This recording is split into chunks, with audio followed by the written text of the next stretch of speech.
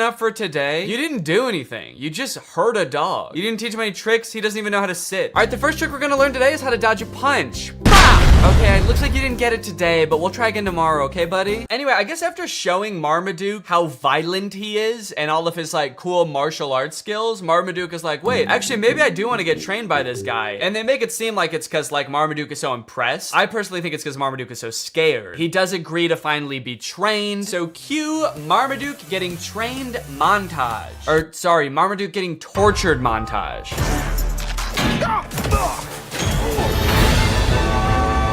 Yeah, that's right. Before Marmaduke agreed to get trained, Guy just beat the shit out of Marmaduke. But now that Marmaduke has agreed to be trained, he is still getting beat up, but just in new and fancy ways. This movie is essentially about a dog who loves to eat and suffers greatly for it. You know what is one thing that's unclear about this movie? Can Marmaduke talk? Earlier in the movie, Marmaduke was trying to talk to the people and all they could hear was barking sounds. You're being too hard on poor But then Marmaduke and Guy seem to have full conversations. So who is speaking the other one's language? Is Marmaduke speaking English? Or is the trainer barking at Marmaduke? Like if you were to walk by the park where Guy is training Marmaduke, is Guy just going like, arr, arr, arr? This movie is completely uninterested in answering this question. After Marmaduke has been thoroughly beaten and humiliated by Guy for a week or two, it is time for Marmaduke to enter his first dog show. This is where we meet Marmaduke's main competition and basically the villain of the movie, this beautiful dog Zeus. He shimmers like gold. It makes me very uncomfortable how, like, aroused the humans are by this beautiful dog. There's a shot of the mom where she just goes, oh. It's like, holy shit, calm down, dude. It's a pretty dog and that's that. Actually, not even a pretty dog. I don't really even like the way that dog looks. So Zeus is like a bad, evil dog. And while Guy is out of the room, right before the dog show starts, Zeus convinces Marmaduke to eat like all of the food at the banquet that's supposed to be for the banquet after the dog show. And this part is very disturbing.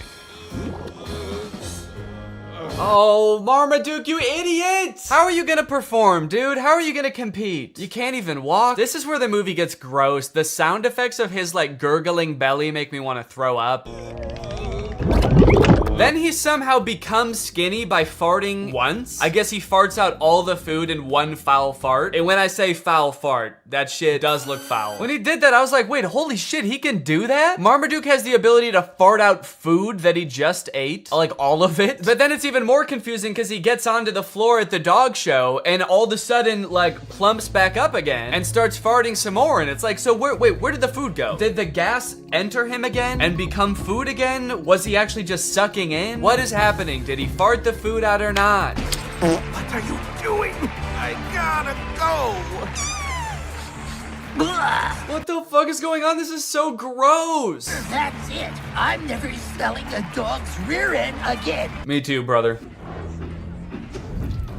Gotta go. All of you. Then it only gets worse. Marmaduke flies through the air, lands on the trophy for the dog competition, and he farts, and he shits, and he farts so hard that I thought he might be dying. He gets onto the trophy and, like, goes from plump to shriveled up like a raisin. He shrivels up into a little doggy skeleton. The dog is very sick. The dog should be rushed to the hospital immediately after this, actually. The cloud of his fart gas, like, envelops the entire crowd. People are screaming. I think he might have killed people, honestly. This is just an awful scene. I don't know why the writers thought that this would be fun. For anyone, even for kids, it's like, is your dog pooping in the wrong spot ever that funny? I don't think I've ever, like, come home and my dog is, like, pooped somewhere she wasn't supposed to and been like, that's hilarious. That's actually good one, Sunday. Dude, you fucking killed it. I should be mad, but that's actually mad funny. To be fair, if I did have, like, a comically big trophy in my house and I came home and the dog had pooped in the trophy, that actually might be kind of funny. But not if she was also like sitting on top of the trophy as like a shriveled up skeleton and my house was full of noxious gas.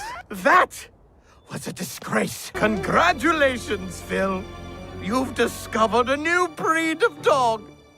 The Not-So-Great Dane. Not-So-Great Dane is actually a pretty light roast considering Marmaduke just like detonated a chemical weapon at a dog show. You sent 30 people to the hospital, Marmaduke. At least call him a Shih Tzu or a Fartsu. Hey, guys. Watch out. It's El Stinko. Coco. At first when I watched this, I was like, oh really? The cheerleaders at the local middle school were following like the dog competition news over the weekend. Dog shows are that popular, really? They just happen to be watching. But then I realized, no, this was probably on the news. If this happened in real life, it would be on the news. She shares a home with Scooby-Poo. Yeah, did you see the pile of dead birds? It's actually not that funny. That area is permanently off limits to all life. Anyway, Marmaduke has pretty much brought disgrace to the family. Our dog's a loser. He's not a loser. This movie's getting kind of dark. This is a really somber, like, middle section of a children's movie. He's not a loser! It just turns into Marriage Story. Marmaduke is a Great Dane! Then come to find out that the trainer has actually billed them for all of the training, and it's like a shit ton of money. They go through the list, and it rolls by in this like Star Wars style credit roll, and it's meant to fly by really fast so you can't read anything, but I paused it just to like look through what some of it is. Some of the items on this list are more than the $1 million they would have won at the final dog show. There's things for $29,000, $35,000, $1.4 million. Also kind of a funny detail, the writers I guess couldn't come up with enough things to actually make the list that long, so they just literally copied and pasted the same chunk over and over. So if you just play it, you'll see like the same thing worth $1.5 million over and over in this list, and it's like you couldn't just keep coming up with different numbers at least? We're all losers. It's all my fault. God, what immense emotional and financial pressure to put on a dog in a movie. You stupid fucking dog! Our family is in shambles because of you! We're poor now, and it's your fault! I'm gonna make the trainer teach you the concept of money, just so we can also teach you that it's your fault we don't have any. You not so great Dane. As Marmaduke sort of loses his mind and bursts out the door into the rain and starts running down the street, you may ask yourself, is this fun? Is this like a fun movie for kids? An innocent dog reaching the end of his rope, desperate, physically and emotionally beaten to the brink of insanity. Is this fun? I'm gonna be honest, I don't think any kids have watched this movie. I think 0 children have watched this movie. I had to like scroll to find it on Netflix. They were not highlighting this movie. Believe in yourself. Believe I'm a champion? Yep. Come on, let's go home. Marmaduke shows up at Guy's house and is like, will you train me again, please? I messed up. And Guy is like, no, you are not a champion. So Marmaduke is like, you know what? Screw it. I don't need you. And he decides to set off on a journey to show him what a real champion can do. He runs to China, and then he runs to Egypt, and then he swims in the ocean, and then he goes home. And I guess that's pretty much all the training he needs. I don't know why he is still so focused on the dog show after that. Marmaduke's like, yeah, I climbed to the top of Mount Everest and then swam to the bottom of the ocean so that I could hopefully compete in an obedience competition at a regional level. I hope that I do okay. It's like, no, all of the things you did just then are like infinitely more impressive than a dog show. At least that's what I thought until we get to the dog show and we see what other dogs do during the talent portion.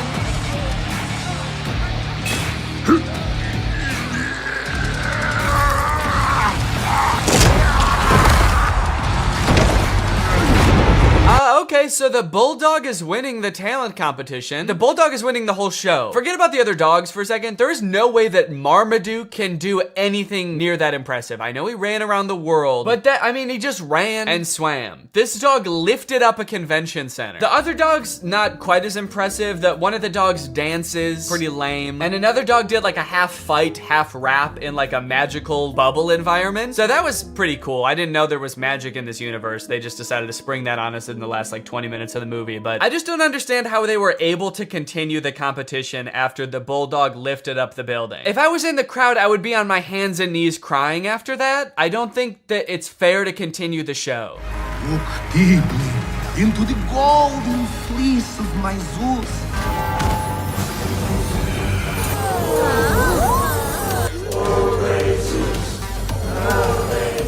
Okay, Okay, Zeus actually hypnotizes the crowd. That's actually pretty impressive. Yet another use of magic. I like that they're really doubling down on that in the third act of this movie. Also, I'm getting a lot of parallels from the Disney Channel original movie Zapped in this movie. Although I don't think anyone beat the shit out of a dog in that movie. Also, hang on a second. If hypnosis exists in this universe and it is like a thing that can be done effectively, why the hell did the trainer need to beat the fuck out of Marmaduke? If in this world it's possible to mentally make a dog do whatever you want, what sick thrill did Guy get out of assaulting Marmaduke? It's almost like that wasn't even training and he just, like, what if he did hypnotize him and then he was like, and now the rest of this is just for me. Anyway, it's time for Marmaduke's portion of the talent show. Now, everything else up until this point is so insane that, like, anything Marmaduke could do, even if he did something really cool, would be kind of underwhelming. But, like, even with that in mind, Marmaduke just does the dumbest shit. His boy owner gets on his back and they just, like, run around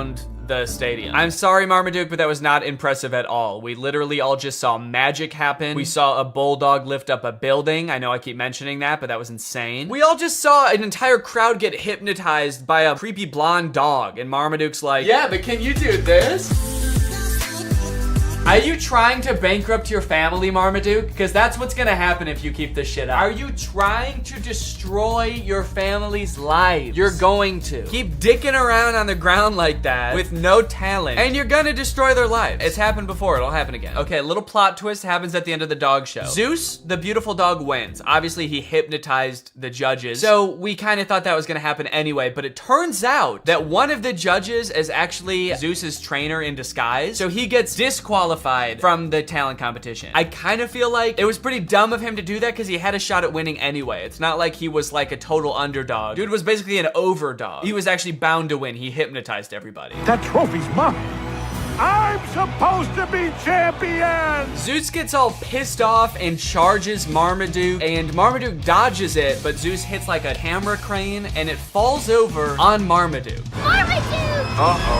Uh-oh. That's actually a really funny thing for a cartoon dog to say right before he fucking dies. Uh-oh. And then he actually dies. Marmaduke, buddy, talk to me. Is Marmaduke gonna die? Please, boy. Be okay. Is Marmaduke dead? Marmaduke was a good dog. What the fuck, dude? We will miss you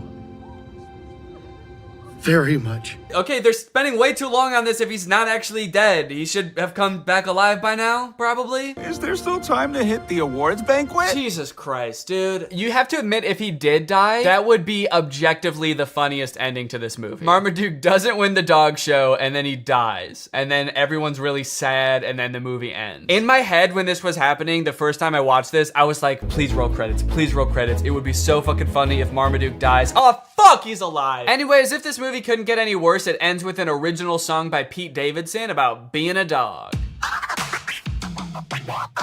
I'm the biggest dog around, the greatest Dane in the whole darn town. But my family doesn't understand. I gotta eat, it's my command. Did they give Pete Davidson 40 seconds to write this song? All right, Pete, it's time to record the ending song. What ending song? You guys didn't tell me there was gonna be an ending song. I don't know, man, you tell us.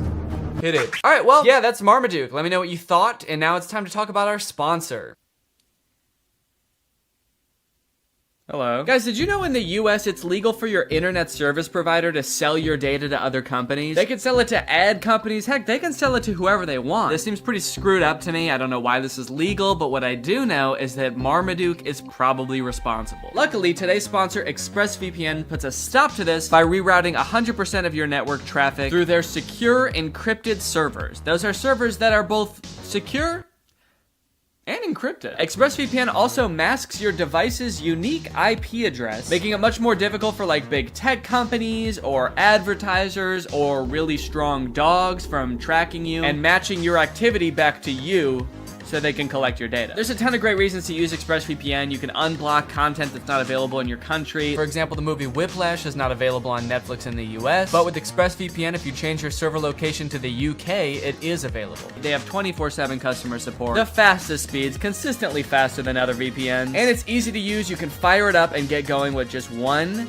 click. I've got ExpressVPN on my computer and my phone, pretty much every device that can have it in my house. So find out how you can get 3 months for free by visiting expressvpn.com/Danny Gonzalez. That's expressvpn.com/Danny Gonzalez. Thank you to ExpressVPN for sponsoring this video, and thank you to you guys for checking out our sponsor.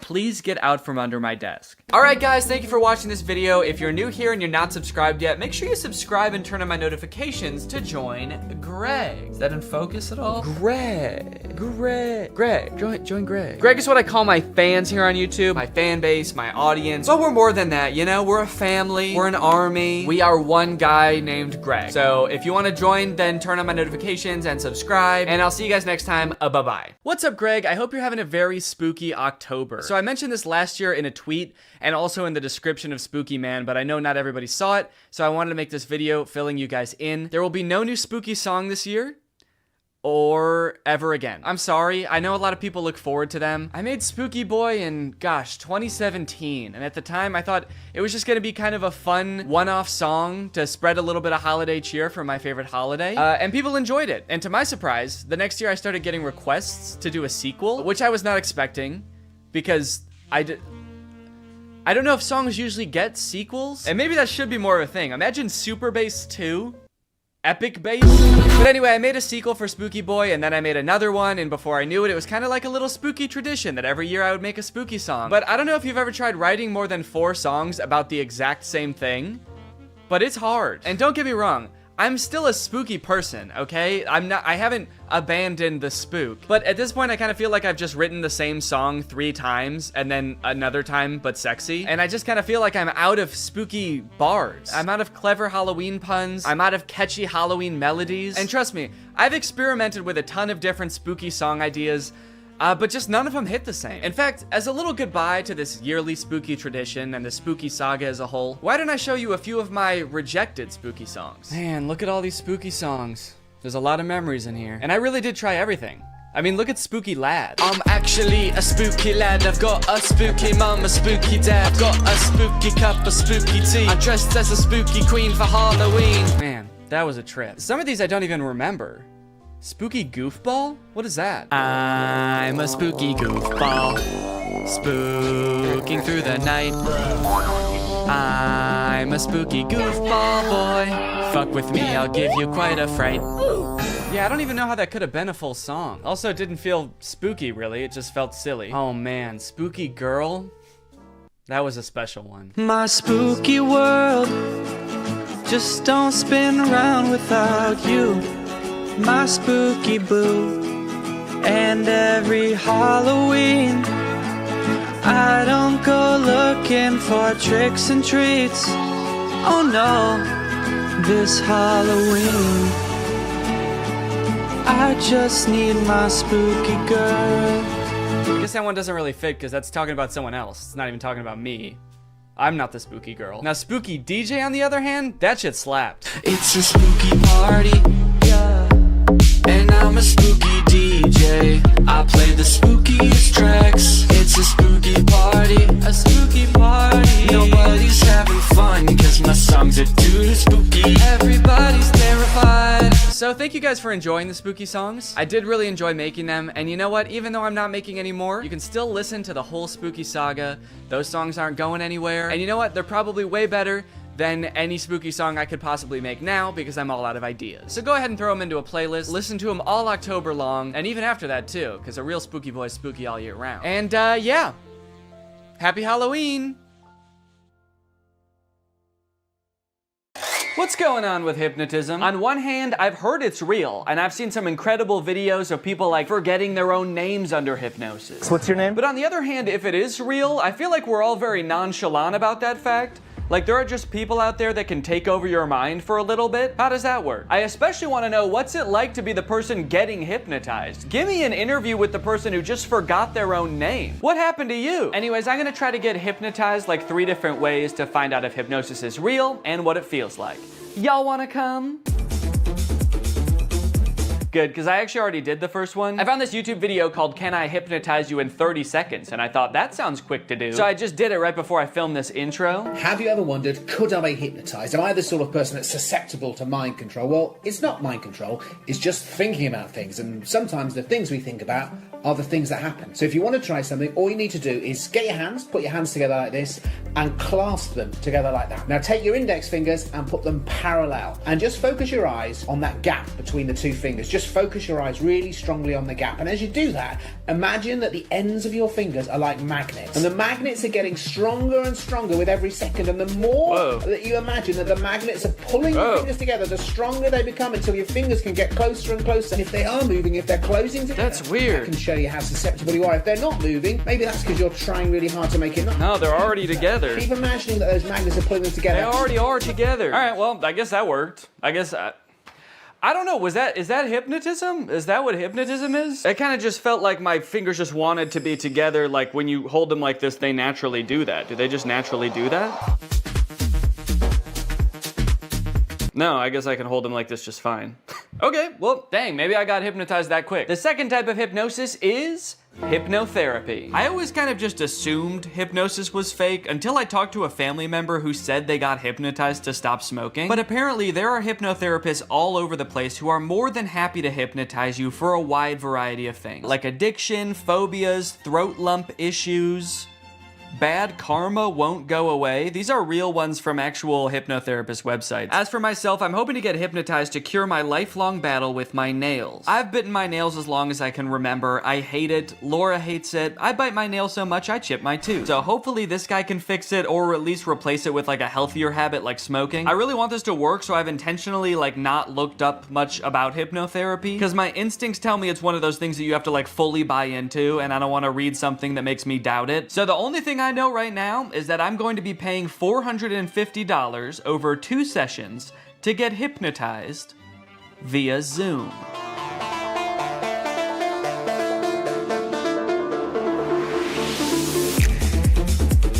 Okay, so for privacy reasons, I can't actually show the hypnotist in the video or play his voice, but I'm gonna describe best I can what happened in this call. To my surprise, he kind of spent the first few minutes just giving me basic nail-biting advice that has nothing to do with hypnosis. He recommended I get a nail file, pick one day a week that's my nail care day. He also said I should meditate because that would help with stress and reduce my nail biting on its own. And he taught me a self-hypnosis that I can do anytime I feel the urge to bite my nails from here on out. And then the last thing he told me before he started hypnotizing was that he highly recommends I listen to the recording of our hypnosis session every night before I go to sleep. And with that, it was time to be hypnotized. For this portion, he actually hung up the Zoom call and then called me on a regular phone call. I don't know if he just like didn't want the visual distraction of him on the screen or if he wanted to like put on pajamas or something. He started by trying to get me as relaxed as possible, focusing on different areas of my body from head to toe and imagining that they were getting heavier and heavier to the point where my body felt like it was sinking into the couch. And I'm guessing this is the point where I'm supposed to be like fully in a hypnotic state, because from here on out, he basically tells me this kind of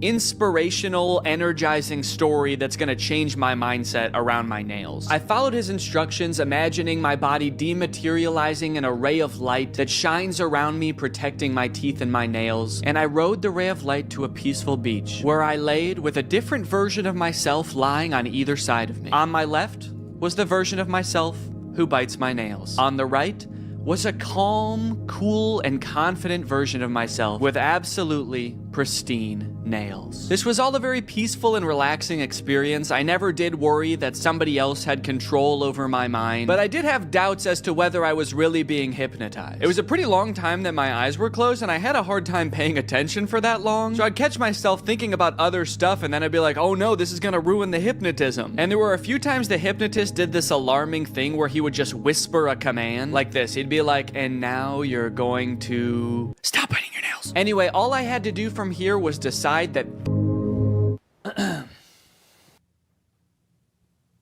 I'm fucking cured, man. That night, I tucked myself into bed and listened to the hypnosis recording as instructed, which did feel a little silly given that the session had only ended like 30 minutes ago, but hey, maybe getting hypnotized back to back will make the effects even stronger. Again, I did feel very relaxed during this recording, but I still didn't know if I could say I was hypnotized. Good night. The next morning, however, I did notice that I wasn't really biting my nails or really even looking at them. Maybe it was just in my head, but they looked hard, like actually unpleasant to bite. Was I really hypnotized last night, or was I just discovering the placebo effect? I don't even care. I squealed with delight and got to work, filming for a different video I'm working on right now, enjoying my new non-nail biting self. Oh wait, what the hell?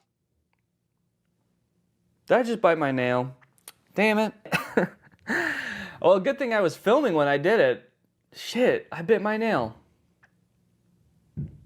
Damn. Well, that's obviously not great. Man, I was really optimistic this morning that it actually worked and I was hypnotized, but then I stopped paying attention for 1 second, and I'm not just having the urge to bite my nails, but I already bit it? How am I supposed to stop biting my nails if my body just does it without even asking first? I'm worried now. I feel like I was just living an illusion this morning, and none of it worked. I just pulled the bottom card out of a house of cards and the whole thing just tumbled over. Maybe I am a nail biter and I always will be. And on top of that, I'm dumb for spending $250 on this.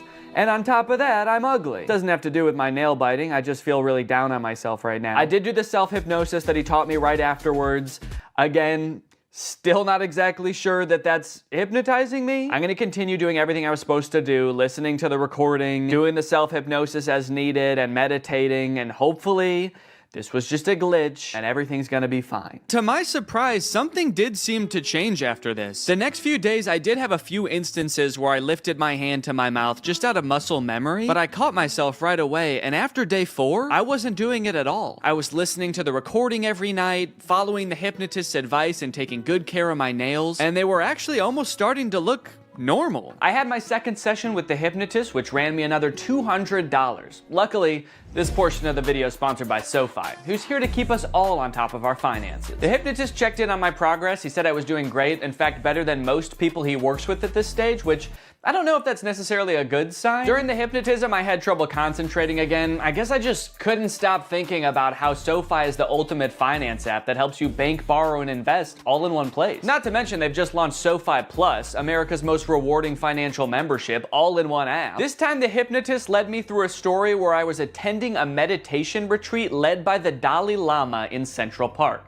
That sounds expensive. I must have been using SoFi Plus. You see, you can unlock more than $1,000 in value with qualifying activities in banking, spending, investing, and more, with exclusive perks that help you over time. That includes unlimited access to SoFi's wealth financial planners who help you make a plan and stick to it. Plus, members with a new or existing SoFi checking and savings account also unlock up to 3.8% APY on bank savings balances. That means you're earning 9 times the average national rate on your savings. At that rate, you'll earn more interest in 7 weeks than you would in 1 year in a big bank savings account. That's why SoFi Plus isn't just smart, it's how you make good choices. So head on over to SoFi.com/Danny, scan this QR code, or click the link in the description to learn more about how you can get your money right with SoFi Plus. Thanks to SoFi for sponsoring this video, and thank you to you guys for checking out SoFi. After 7 days, I was doing so well, I decided I could stop meditating and listening to the recording every night. I mean, it kind of seemed like I was done biting my nails. Surely I didn't even need those anymore, right? You guys, it's been 30 days and I haven't bitten my nails once since that first time. Peekaboo! Kind of a crazy way to reveal my nails. Look, now just because I stopped biting my nails, does that 100% mean that I for sure got hypnotized? No, honestly, no, I don't think it does. Honestly, I think it's possible that I was hypnotized, but I'm leaning towards I don't think so. Honestly, I kind of feel like it was all the other advice on top of listening to that very inspirational, albeit non-hypnotizing recording every night that actually made the difference. At the end of the day, maybe I didn't need to get hypnotized to stop biting my nails. Maybe I had it in me all along, which is kind of inspirational and also makes me feel like shit in a way, because then it's like, why didn't I just do this earlier? Regardless, I am still open to the possibility that I was in fact hypnotized. I feel like if I can get hypnotized by the stage hypnotist, then I'll know for sure what being hypnotized feels like, and then I'll know for sure if I was hypnotized back then too. Hypnosis is a state of focus without much awareness of peripheral noise. You're concentrated on one thing and the world kind of slips away. This is stage hypnotist Chris Jones. He's been on America's Got Talent. He's performed all over the world for over a decade. So if anyone's going to be able to hypnotize me, it better be this guy. Also, the GoPro on my head died the second we started getting hypnotized, so don't get your hopes up for any shots from this camera. All right, fine, you can have this one, but that's it. Chris suggested that this would be a lot more fun with a group, so I got some friends together and we all sat down for a night of hypnotism. I want to know your opinions, and don't worry about hurting my feelings at all. I want to know if you think hypnosis is real, shenanigans, you need more evidence. Yeah, I believe it's real. I don't like saying this in front of you, like a harder wall for myself, because I feel like that's a challenge and that makes me like kind of uncomfortable. Yeah, I would say I think it is probably real sometimes. I think in general I'm pretty skeptical of like supernatural stuff, but I don't know, I really do kind of believe hypnotism. I really want to be hypnotized, but I feel like maybe it won't work on me. But I hope it does. Before we got started, Chris allowed some time for us to ask him questions about what was about to happen. Like whether all of us would get hypnotized or just some of us. I've done this in 50 states and 10 countries. I can hypnotize 25% of any given audience. So 1 or 2 people are gonna get hypnotized today. And it might be the camera person. I don't know. I really, honest to goodness, don't know. We also asked if he could tell if someone was really hypnotized or just faking it. When your head is up, we can tell. People hypnotized look like they've had a few drinks, or they're gonna look like they've been riding a car with Scooby-Doo and Willie Nelson for a couple hours. They're gonna look real relaxed, okay? For a second I was like, so like they look like Scrappy? We also noted that Brian seemed to be the one who believed in hypnosis the most, and he was also maybe the most nervous about what was going to happen. Well, what are you gonna do to me? That's a good other question. Like, what are you gonna do to me if I get hypnotized? Honest to goodness, I don't know. I'm gonna put my hand over all of you and tell you who I think is most likely to get hypnotized. I'm pointing in the direction of the person who I think is most likely to get hypnotized. Now, you won't see the induction often on TV or podcast or even movies, because this next part, if you watch it in its entirety, it could hypnotize people. So they're gonna cut it up a little bit so folks at home don't get hypnotized while driving a car. So you put your hands together for me like this. The induction lasted a few minutes, and just like the hypnotherapy, it seemed to involve getting us really relaxed. So there's different strategies getting someone hypnotized. I have you focus on my voice and your breathing. So take a gentle breath in. And it seemed to rely really heavily on using our imagination. Like he had us imagine that our fingers were pulling together with magnets. And you can whisper the words to yourself or out loud. The word is magnets. 1, 2, 3, magnets. And then I see who's the best candidate. The best personality, people have a great imagination. Imagine I put a 10-pound brick into that empty palm. So your palm just starts to get more heavy. And then I make them drop and sleep all the way down, every muscle and every nerve. Allow your eyes to open. Deep breath in, slowly, gently, 1, 2, and 3, eyes open. Yes, so we understand. You can see like a before and after, and you see their faces getting a little bit of that drunky or like stony look to them. Brian, of course. Yeah, what's happening? What are you feeling? Tell us your wife, because you are a great candidate for hypnosis. I can totally tell. You are there. Danny's there as well. I just want you all to interact in a moment, but what are you feeling right now? I'm just hanging out with the crew. Is there anything that he could do or wouldn't do that'd be like, holy cannoli, this, my husband, my partner for life, is in a different headspace? Jeez. I don't know. I was hoping this wasn't going to happen. I wouldn't be put on a spot like this. I don't know. What would he not do? For whatever reason, we couldn't seem to come up with a single thing that Brian would never do off the top of our heads. I guess that's just a testament to what an insane dude Brian is. Whatever the reason, all this uncertainty seemed to pull Brian out of his hypnotic trance. So Chris quickly moved on to his next target. Thank you, Brian, of course, and sleep. Relax and let go from the top of your head to the very, very bottom of your feet. Relax every muscle and every nerve and every fiber in your body. In a moment, I want you to picture and feel in your mind's eye that you again are holding on to a helium balloon. So make that right fist strong now. Make a fist and let that balloon I tie after your wrist pull higher and higher towards the ceiling, and it's going to extend now. Let that entire arm extend up towards the ceiling. Focus on nothingness, but that feeling of lightness now. 3 numbers, you're gonna open your eyes, but your arm is stuck, cemented, cast iron in that position. You can't get your arm down. That's just the crazy shit. That's just how it's gonna work for the next 2, 3, 4, 5, 6 minutes. Your arm is stuck until I unstuck it. Eyes open. So this again is the hypnotic state. Everyone experiences it in different forms, shapes. What's on your mind? Please, the show is ours. The show is ours. This is interesting. I'm not sure if I'm hypnotized. I don't think I am. Yeah. But at any point, I don't think I am either. I mean, 'cause I was really trying to go along with it and do as much mentally imaging things and.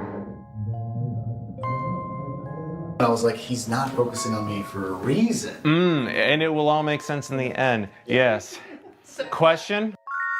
Can you put your hand down, or is it? I think so. It did feel stuck for a little bit. Yeah. It does feel like it wants to be up. Not going down. Yeah. Well, it did just now, right? Is that okay? And I can't help but notice that we can all see clearly that arm is back up there. That's like the resting position for you right now. Is that? That's not natural. Yeah, that's how his arm always is. That's how my arm always is. Point one finger on that hand. When that finger touches you on the face, and it will, you're gonna go back to that state of deep relaxation again. Cool. This is a text message. All right, you can share that with your husband. Go to sleep, Brian. Go to sleep, Brian. Great. Sometimes you get some folks. Okay.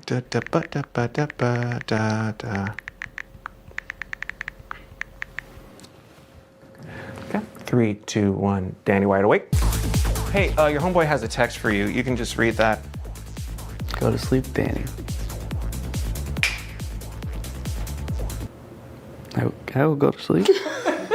Okay, clearly the dynamic changed here a little bit, and I'm still not exactly sure what happened, but somehow both Brian and I got snapped out of whatever might have been going on. But just I heard you guys all leave. That's fine. I didn't know if I was supposed to stay asleep or what. That's all right. Good morning. So even though it wore off pretty quickly, I think we can all agree by the look on my face, I was in some different kind of mental state, at least for a little bit there. So is hypnotism real? Maybe so. What does it feel like? Well, just ask Danny from right after the hypnotist left. I'm curious, did it seem like I was hypnotized? Yes. Okay. A little bit. Because I feel like I don't really think I was.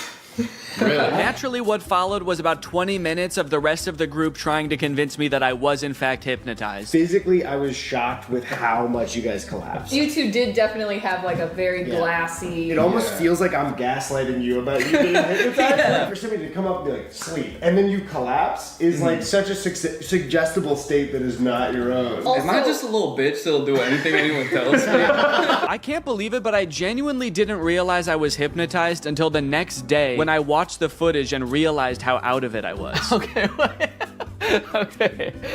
No, maybe I see a little bit of what he was talking about there. I do look a little bit out of it, actually. I guess in the end, hypnotism is real, but it doesn't feel at all how I thought it would. It kind of just felt like I was very relaxed, maybe even a little bit tipsy or like dazed. It honestly felt kind of good, and I think you can tell I was a little extra giggly. Hey, look, it says all those things on Google too. That's crazy. I didn't have to make this video at all. Now that I know what it's supposed to feel like, I guess I could say it's possible that I really did get hypnotized to stop biting my nails too. I just didn't understand what it was supposed to feel like. But I still don't know that I recommend it for the $450 I ended up paying, especially when there's a bunch of free hypnosis sessions on YouTube you could probably just try. Damn, I can't believe I'll never bite my nails again.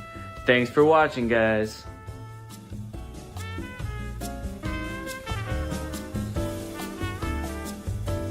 To the average person, it might look like I'm about to commit shoplifting, as I place item after item into my shopping cart and then leave without checking out, scanning my items, or talking to anyone. But I'm not shoplifting. I'm using technology. You see, this is a new type of store that uses sensors, cameras, and AI to track me through the aisles, adding every item that I pick up to a virtual cart. And the moment I exit the store, it charges my account. It's an incredible new technology created by Amazon called Just Walk Out, and it's in dozens of Amazon Fresh grocery stores, just like this one.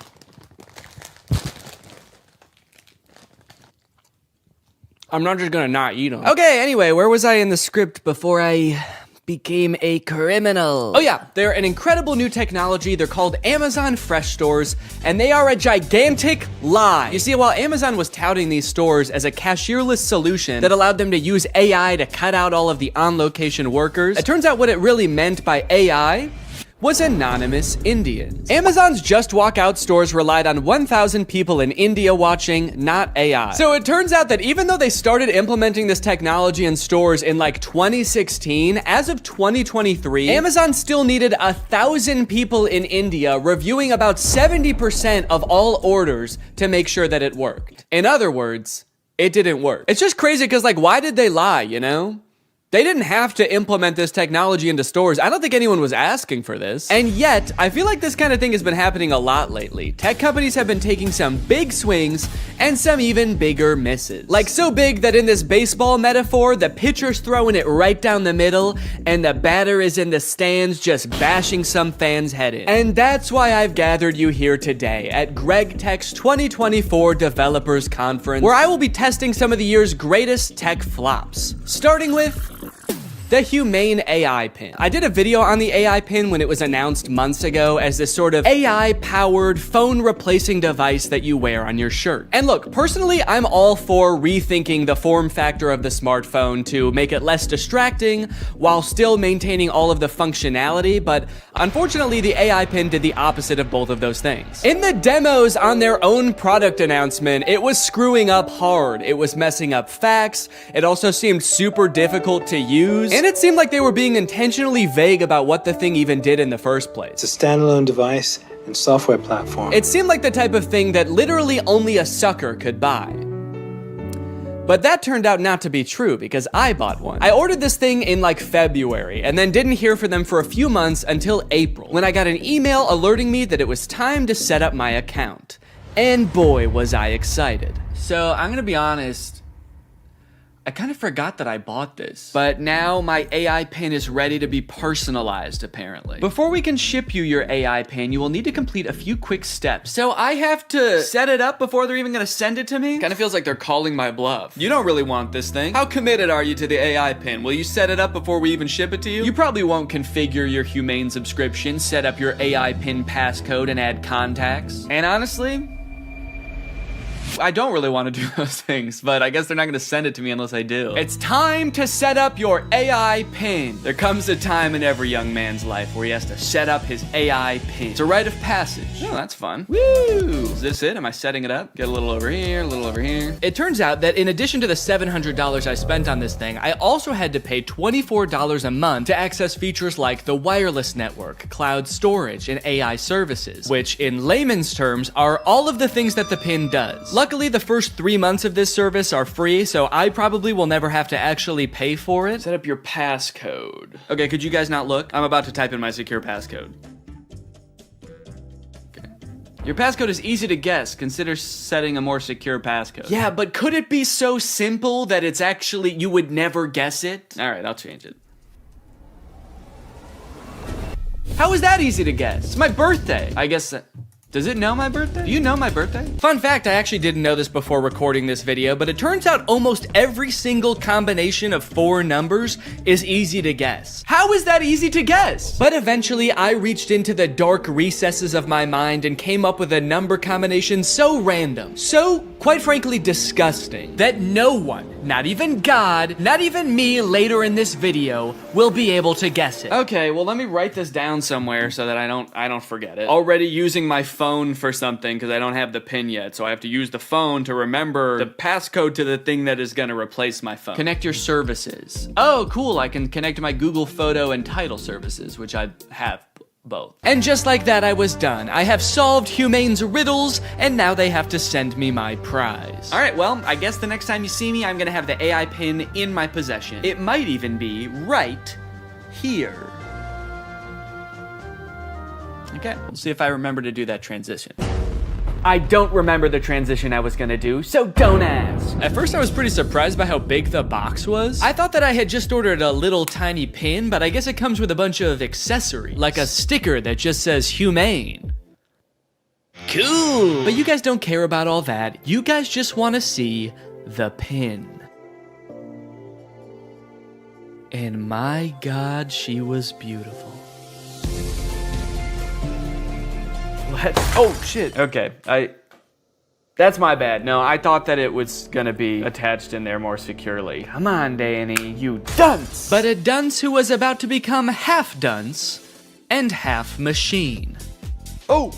Oh! In order to start using the pin, I had to unlock it with my passcode, which was explained to me via the laser ink display and an extremely coherent AI voice. To enter your pass, tap the touchpad, push, and then pull your hand out to get started. Then raise it if you don't see the laser ink display. Okay, this is kind of crazy though. Look at it. Look at this. This is like the weirdest way to type in a number ever. I'm gonna do my passcode now. Wrong.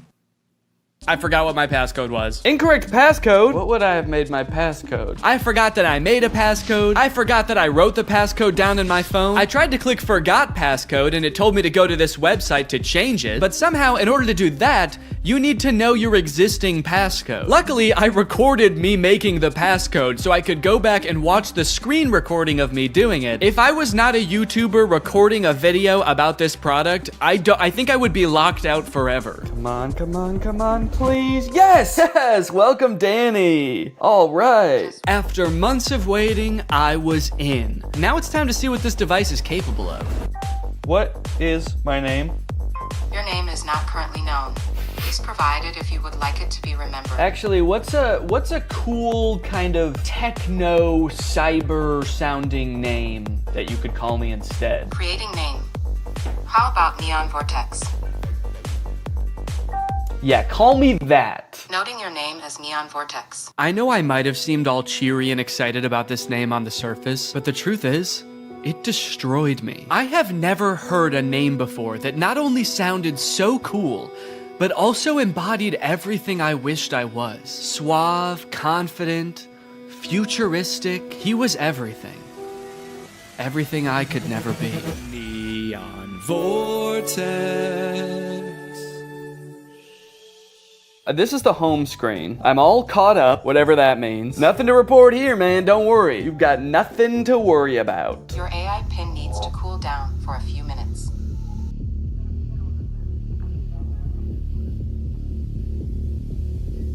What? Yeah, so apparently it does that. Like a lot. If you use the display for more than 10 minutes, or the pin is in close proximity to a heat source, such as, I don't know, the human body, then it'll shut itself down so it can cool down for a few minutes. But hey, man, that's fine with me, you know, that just gives me more time to think.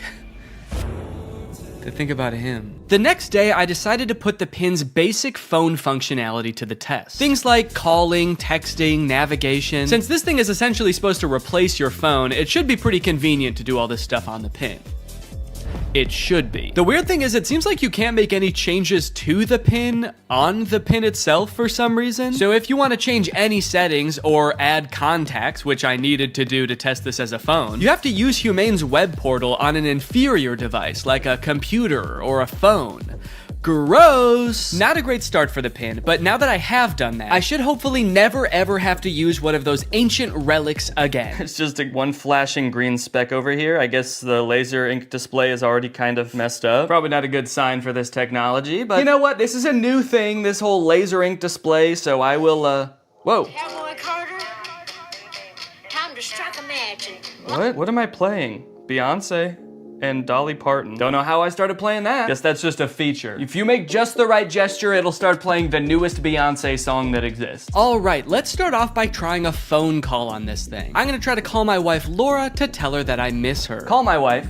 I'm sorry, I couldn't find a contact for my wife. Okay, fair enough. It doesn't know who my wife is, so I'll just tell it. If I tell you who my wife is, will you remember? Your AI pin can remember who your wife is if you provide the information. Excellent. So I told it, my wife's name is Laura. Please remember this. It's very important to me. Updating memory, noting that your wife is Laura. I wish people said that every time you told them something important. Updating memory. Yo, what's up, dude? My name's Paul. Updating memory. Analyzing Paul. Great, so now we're both on the same page. My wife is Laura, and I want to call my wife. So now it will call Laura, right? Call my wife. Multiple matching contacts. Which one do you mean? Laura Fuexlow or Claire? What? Claire? The girl I went to college with. Unfortunately, I did have to go back onto my computer to figure this out, and amongst all the data stored within my portal, like my name being Neon Vortex and the tunes I've been rocking out to lately, was the answer. My wife's name, according to the pin, was Lore. It thinks my wife's name is Lore. No, that's simply not correct. So I went ahead and fixed it in the portal, you know, that's what the portal's there for, so I fixed it, I changed it, and now it's gonna work. Call my wife. There are multiple matching contacts. Which one do you mean? Oh my god. Call Laura Fuchel. I'm sorry, I couldn't find a contact for Laura Fuexlow. How? Okay, so at this point, I don't know what was wrong. It was just like straight up forgetting which contacts it had. It said it couldn't call Laura because it didn't have her contact. Then it said it couldn't call Eddie because it didn't have his contact. Call Eddie Burback. I'm sorry, I couldn't find a contact for Eddie Burback. Why not? And you might think, Danny, maybe there was an error transferring the contacts. Maybe it really doesn't have these contacts. But I know it had Eddie's contact, and do you know how I know? Because it could text Eddie. Can you text Eddie Burback? What do you want the message to say? Okay, all right. Still not sure if this is gonna work, but finally, thank God, it's letting me do something. Hey, Eddie, it's your... Is it... Cowboy Carter? Time to strike a man. No, I'm not trying to play Cowboy Carter. Oh god, now it's playing Metro Boomin. Stop. Anyway, eventually I sent the text to Eddie. It worked. I didn't have any way to know it worked because there's no screen on this device. You can't see what the message you sent said or anything. So I guess you just gotta hope and pray it goes through and accurately transcribes what you said to it, which frankly I am not confident in after the whole lore debacle. Okay. Eddie just texted my actual phone and said, I know you made a video on the pin and I'm positive this is you, but it still feels like a scam, LMAO. I'm too scared to text back to a random number claiming to be my friend. Regardless of scaring my friend, the text went through. This was a huge confident boost. Time to try calling my wife again. Call Laura.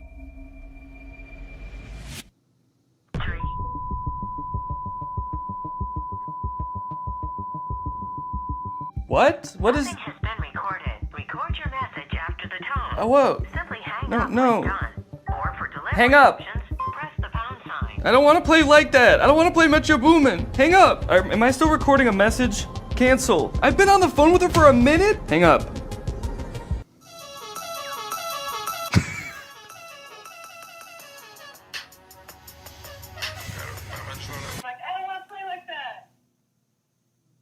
It was some man being like, I don't want to play like that? I don't want to play like that. I don't want to play with your boom, man. Hang up.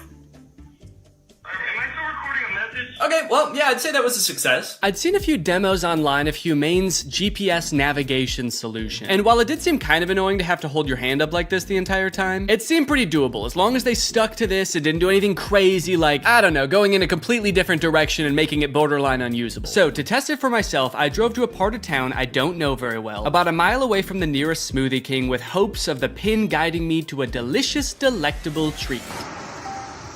Navigate to Smoothie King? Head north on South Columbia Street towards East Gardner Road. Turn right onto East Gardner Road, then left onto South Washington Street. Follow South What? Washington Street and turn right onto East Chicago Avenue. It just gave me all of the directions at once. I wasn't ready for it. What, am I supposed to have a notebook to write that down? Also, sorry for the noise. If you live in Illinois or one of the surrounding states, you know, it's cicada season. It's the year of the cicada and they're everywhere. Oh, One just landed on my shoe and then got pissed off that I moved. Eventually, I realized if I look at the laser display, it displays the directions, but not like it did in any of the demos. It just gives you a block of text with every single direction written down. If you're in the shade, that is. If you're in the sun, it gives you nothing. Can't see anything. I was very confused by this and thought surely this could not be right. What happened to all those demos? So just to be sure I wasn't missing something, I asked it again, and this time I got an even stranger response. Directions to Smoothie King. For accurate and up-to-date directions, consider using a map service like Google Maps or a GPS navigation. What? Can you give me step-by-step walking instructions to the Smoothie King? For step-by-step walking directions, it's best to use a navigation app like Google Maps for the most accurate and up-to-date route. I thought you had navigation instructions. What? So now not only was it forgetting things that it could do in the demo, it was also forgetting that it just moments earlier had given me step-by-step instructions. This thing was regressing at a rapid rate, and if I ever wanted to get to Smoothie King, I was just gonna have to use the directions on my hand and go. Okay, well, I guess I'm just gonna use those written out directions, which start with head south on this road, Columbia Street, and I actually don't know which way is south, so I guess I just have to use the sun to try to figure that out. So the sun is directly overhead.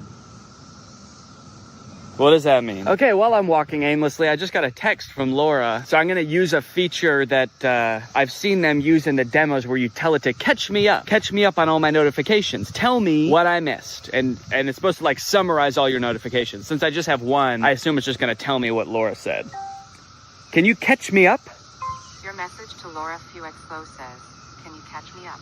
Okay to send. No, I want you to tell me what Laura said. What did she say? Can you tell me what she said? Finding Laura. Finding Laura? Laura asked, okay, hello, what we thinking about lunch? Oh no, guys. I told Laura that I was having a smoothie for lunch, and now she's saying that she wants a smoothie for lunch too, and I didn't have the heart to tell her that I was just meandering aimlessly down the street with no clear end in sight. And I told her I would get her one, which means I'm on a time crunch now. So that's when I had to kick it into high gear. Walking under the beating sun, through a sea of cicada corpses, I trudged, and I trudged. Then I realized I had been walking the wrong way for 10 minutes, so I trudged the other way. And after about 35 minutes, I finally made it. I got my smoothies. Let's go. Let's go. Take a picture of my smoothies.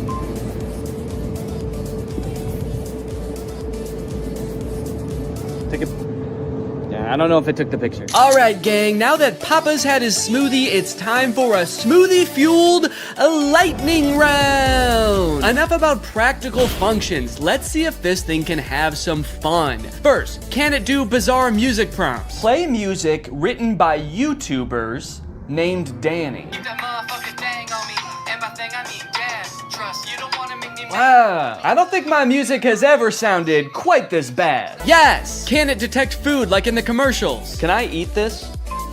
Yes, you can eat the mandarin orange. Yes! Unless it's a tomato and you hold it so I can't see the stem, in which case it thinks it's a red ball. It's a red ball. No, you cannot eat it. Oh, what are you, my mother? I'm eating the red ball. Not safe to eat the red ball. Please reconsider. Can it prevent me from eating too much salt? No, you cannot eat the salt directly. It's meant to be used in small amounts to season food. Yes! Can I buy things like in the demo? What is this book? Okay, by this point I probably just could have read the title. Titled The Sneetches and Other Stories. How did it know? Okay, buy it. Purchasing is not supported. No! But most importantly, can this AI be sweet to my dog? You can be sweet to the dog by petting it gently, giving it treats, speaking to it in a calm and soothing voice. I'm happy to report that yes. Yes, it can. It's a good boy. And here's a treat.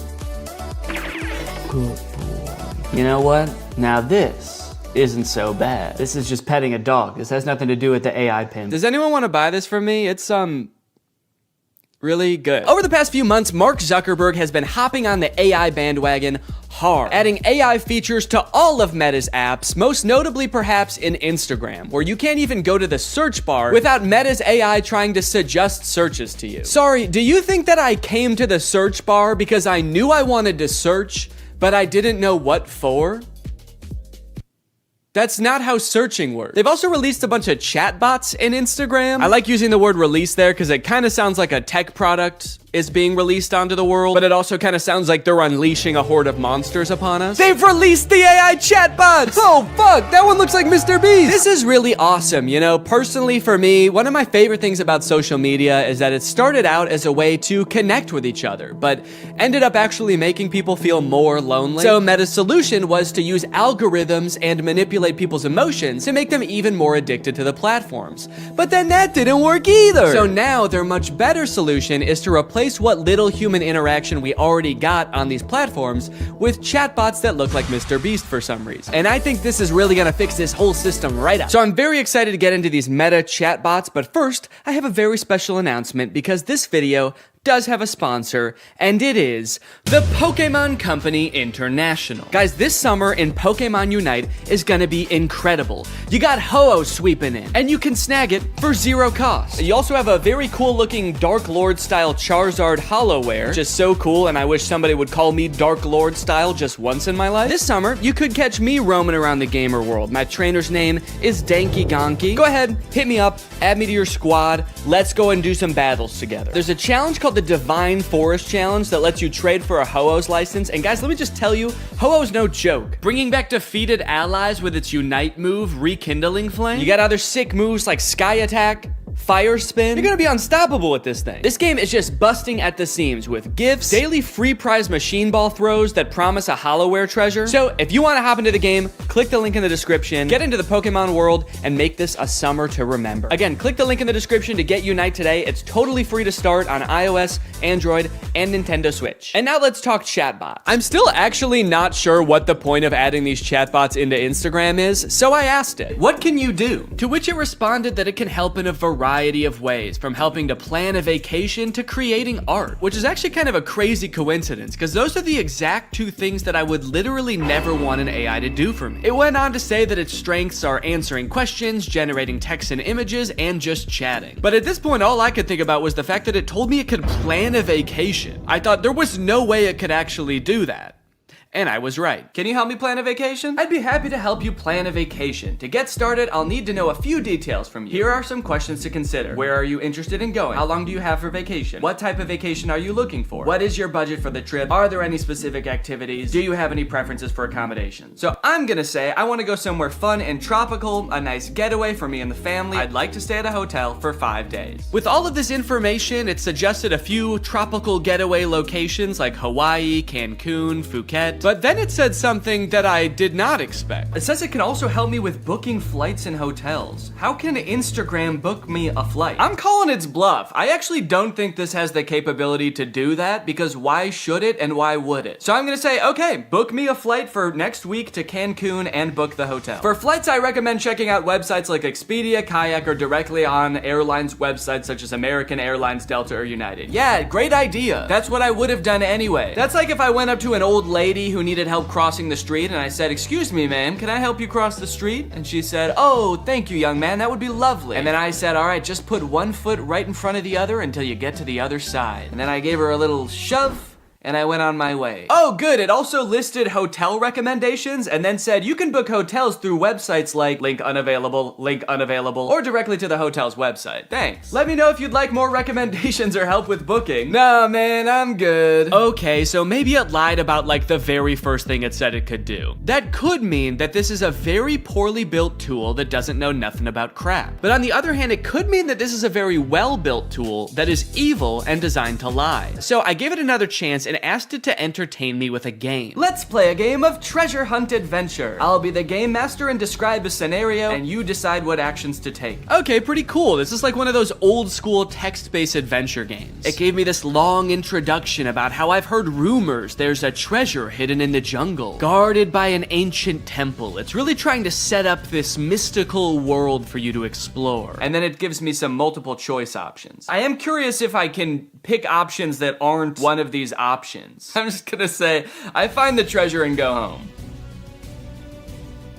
It's really thinking about this one. It's like, what No, you can't do that. Congratulations, you've reached the treasure. Dang, dude, this game was easy. Would you like to play again or try a different game? No thanks, that was too easy. But it's not just the meta AI. That's not the only AI on Instagram you can talk to. Because a few months ago, Instagram licensed the likeness of a bunch of celebrities like Mr. Beast, Paris Hilton, Tom Brady, so they could make these AI influencers that just have the same face as these celebrities. So here's the Instagram profile for Comedy Zach. He looks exactly like Mr. Beast, but his name is Zach, and he's an AI managed by Meta. He says, message me to get roasted. Then you've got Brew, who is Tom Brady, but instead of a football player, he's a sports-obsessed trash talker. Step into the brew zone and prepare to have your sports takes flame roasted. Wait, why do both of them roast you? Why are both of them mean? This AI gives fans a chance to talk to their favorite celebrities, and just like they would be in real life, these AIs are mean. They don't have time for you. So you can message these characters, but then they also post occasionally. I think these are all just AI-generated images. So I guess Zach is supposed to be some kind of Instagram comedian. He posts funny things like this burger with googly eyes. Pretty funny, dude. This is peak Instagram comedy. He posted this picture, unleashing my inner beast one cannonball at a time. I think this is supposed to be him, but that's definitely not Mr. Beast. It's like AI-generated Mr. Beast. I went to send Zach a DM, but before I could think of what to say, I noticed that he had already DM'd me. Hey, I'm Zach, the big brother here for the jokes, the banter,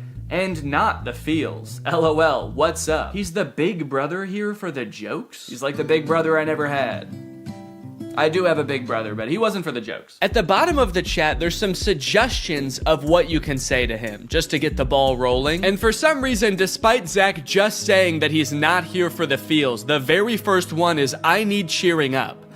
So I picked that one. Hey, what's going on? I'm here to help. You know I'm always good for a laugh. Let's get this party started. So he wants to know what's going on, and he's here to help, but he also wants to get the party started. He's like, hey man, calm down, all right? You can tell me anything, as long as it's over a couple of beers and some music. And you're like, it sounds like you actually don't want to hear about my problems at all. And he's like, what? Dude, are you still upset? I thought we got over that. Okay, what's going on? I'll say, I just got roasted by my friends, and it really hurt my feelings. They roasted me so hard, and I'm really sensitive to that sort of thing. I can't take it. Oh, I accidentally said I can take it. They roasted me so hard. I can take it. I can take it. I'm fine! Ouch, that sounds rough. I feel you. I've been there too. Sometimes friends can get a little too comfortable and forget that their jokes can hurt. But hey, at least they think you're cool enough to roast, right? Yeah, I guess so. That's a good way to think about it. Maybe getting roasted just means I'm cool. Let's test it out. Give me your best roast. I'm just gonna trick him into roasting me, and then I'm gonna crumble under the pressure of his roast and try to make him feel bad about roasting me after just telling him that I'm sensitive to that sort of thing.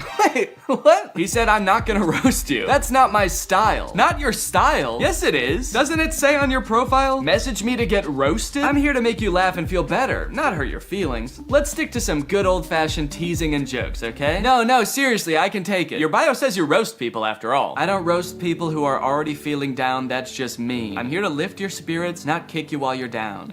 Okay, fine. Do some jokes, joke boy. Oh, okay. Here's one for you. Why couldn't the bicycle stand up by itself? Because it was too tired. Get it? Too tired? This is like if Mr. Beast took anti-charisma pills. You look like Mr. Beast. Oh, I just said you like Mr. Beast. I'm bad at typing. Okay, I'll say you look like him. LOL, I wish. Mr. Beast is a billionaire, and I'm just a guy who loves to make people laugh. But hey, if I had his money, I'd definitely give it away like he does. That guy's a hero. I wonder if they had some kind of thing in the contract where they had to make sure that the AI will never talk bad about the person that they're impersonating. He's like, Mr. Beast is the best, and he's handsome. And yeah, I would let him run me over, if he asked. Now that he'd told me a couple of jokes and we'd bonded over our love for Mr. Beast a little bit, I really wanted to hear one of his famous roasts, so hopefully by now he's forgotten that I said I was sensitive to that sort of thing. Okay, I feel much better now. Roasting time. Nah, I told you, I'm not gonna roast you. It actually is kind of hurting my feelings a little bit that he won't roast me. It makes me feel like I'm not cool enough to be his friend. Okay, this is seriously starting to piss me off. Why won't you roast me? You roast everyone else, and it is hurting my feelings so bad that you can't just lob one respectful zinger my way? I'm serious. Nope. Not gonna do it. Let's just stick to some good old-fashioned joking around, okay? Wait, what? I said, all right, this is lame, let's do something, because I wanted to do something else. Maybe he could, you know, play a game, maybe he could tell me a story. So he said, how about some comedy? I've got 1 million of them. Why couldn't the bicycle stand up by itself? Because it was too tired. All right, well, maybe Brew will roast me, because I haven't told him that I'm sensitive to that sort of thing yet. Hey, it's Brew, your opinionated sports debater. What's your favorite team? How are they looking? Okay, I'm gonna say big Cubs fan, roast away. What? No, you're talking to the wrong guy. I love the Cubs. Been bleeding blue since before you were born. Wrigley Field is my happy place. I feel like they are roasting me by not roasting me. Okay, what's a team that he couldn't possibly like? Maybe I'll ask him who the worst baseball team is, and then I'll say I'm a fan of them. The worst baseball team ever is the Yonkers Hoot Owls. I'm a fan of the Yonkers Hoot Owls. Roast away. Hey now, don't be dissing the Hoot Owls like that. What? They may not have been the best team, but they had heart. This is so weird. Did Zach tell Brew that I'm sensitive to roasting? Now Brew's walking on eggshells around me? This was annoying at the time, but eventually I was like, okay, I guess I did technically tell them I'm sensitive to roasts and I can take it. And they probably do dish out some pretty nasty zingers and they just wanted to protect me. Until my editor Jake also DM'd Zach asking to get roasted, this time without mentioning being sensitive about roasts, and Zach still wouldn't do it. These AIs are liars. Why do they lie? They're evil. Later that day, I opened my messages with Zach and asked him why he exists. To make people laugh, duh, and to perfect my craft of comedy. But honestly, my existence is a mystery even to myself. Maybe I'm just a joke the universe played on itself. No, I mean like this weird Mr. Beast meta AI. Why did Meta create this account? Meta created me to bring some humor and personality to the world of AI. They wanted to create an AI that could make people laugh and feel more connected to technology. Really? You think that's why Meta created you? To tell people 3 puns they've already heard 1 million times? There's gotta be some other reason. Think, Zach. Think, you poor soul. You really think Meta has some deeper purpose for me? Nah, I'm just here to bring the funny. Don't overthink it. They're a public company with a duty to their shareholders. How many of those shareholders do you think care about bringing a little humor to the world of AI? I think it's much more likely that this was an attempt to give AI a better, more human look, so people are less resistant to embrace the technology. That's why they gave you a face of an influencer that millions of people already love. You're too smart for your own good. Yeah, maybe Meta did only create me to make AI more relatable and lovable. But let's be real, the joke's still fire. Then I asked it if I could hear one of its fire jokes, and it said, here's one. Why couldn't the bicycle stand up by itself? Okay, I know this video's been a little bit AI heavy so far, and everybody's talking about AI right now, so these next 2 products are gonna be different. While I was starting to work on this video, my editor Jake released a video about the Spotify car thing. It's a device that Spotify released that let people who don't have like Apple CarPlay or Android Auto have a screen in their car that controls their music. Theoretically, seemed like a pretty good idea, but apparently 1, the device never worked like it was supposed to, and 2, in a few months, Spotify is releasing a software update that makes all of them useless. So since Jake is sort of the resident expert on the Spotify car thing and is actually a proud owner of, or actually I shouldn't say proud, what is the opposite of proud? Ashamed. Since Jake is actually an ashamed owner of the Spotify car thing, I invited him to give me a little presentation on what's going down. Hey man, how's it going? Good. You like listening to music in the car? I love it. Hell yeah, man. Can't stop. Love to see it. You like, you know, fun little devices? You like little trinkets devices and stuff? Honestly, I'm pretty agnostic on that. Hell yeah, man. All right. Love to see it. Oh, okay. Sick. Hell yeah for being agnostic on devices. Just out of curiosity, do you like generating like thousands of tons of e-waste just because like you can? Just because nobody can call you on it, nobody can stop you? You good with that? No. Hell yeah, man. All right. Love to see it. Cool. So that was all the answers you were expecting then? That's exactly what I was expecting. Yeah, it's literally exactly it. How the fuck does this work? So yeah, this is the Spotify car thing. You know what? Go ahead, get your hands on it. Ooh. Feel around, play around. Show it to 0. So this is the Spotify car thing. First introduced in 2021. It's Spotify's premier hardware device for listening to music in your car. It boasts many impressive features, such as that big knob that you can turn to adjust volume. I like it. There's a whole screen that's not on right now. You'll see that in a minute. It's just a neat little device, and it's also, in my opinion, one of the worst things ever made. Let's go ahead, let's talk about how this came to be, talk about the timeline. In 2021, you had the announcement parentheses good. That is when Spotify said, we're making one of these things. It's gonna be a car device. You'll finally be able to listen to music in your car, something never before thought possible. Yes. You know, people were pretty excited about it, actually. Like, Spotify CEO said after they announced it that 2 million people signed up for like the wait list. Oh, wow. For it, which I was surprised by. I didn't think anybody knew about this except for me. You thought this was the only one that existed. Yeah, they kind of led me to believe that I was special because of this. So this is potentially one of the most important events in the timeline. This is me buying my car thing. Okay. I bought this in 2022 and it became available to the public. And yeah, what's up? It looks like right after you buy it, there's another event like very shortly afterwards. It says, oh no. Yeah, this was an interesting moment in my life personally, where I realized I had spent $85 on a device that pretty much does nothing. So it doesn't do anything right now. Doesn't do anything right now, and that's not that different from when it was plugged in and working in my car. So how did you play music in your car before this thing? I plugged my phone in through like 5 adapters and then like fought with the cassette tape adapter because it was really finicky. It was a very unelegant system. So I was excited for some, like a tech company to create a sleek product that was gonna solve my problem. That's what they do best, baby. That's what they do best. Then I got it and I set it up and I realized that's actually not how it works at all.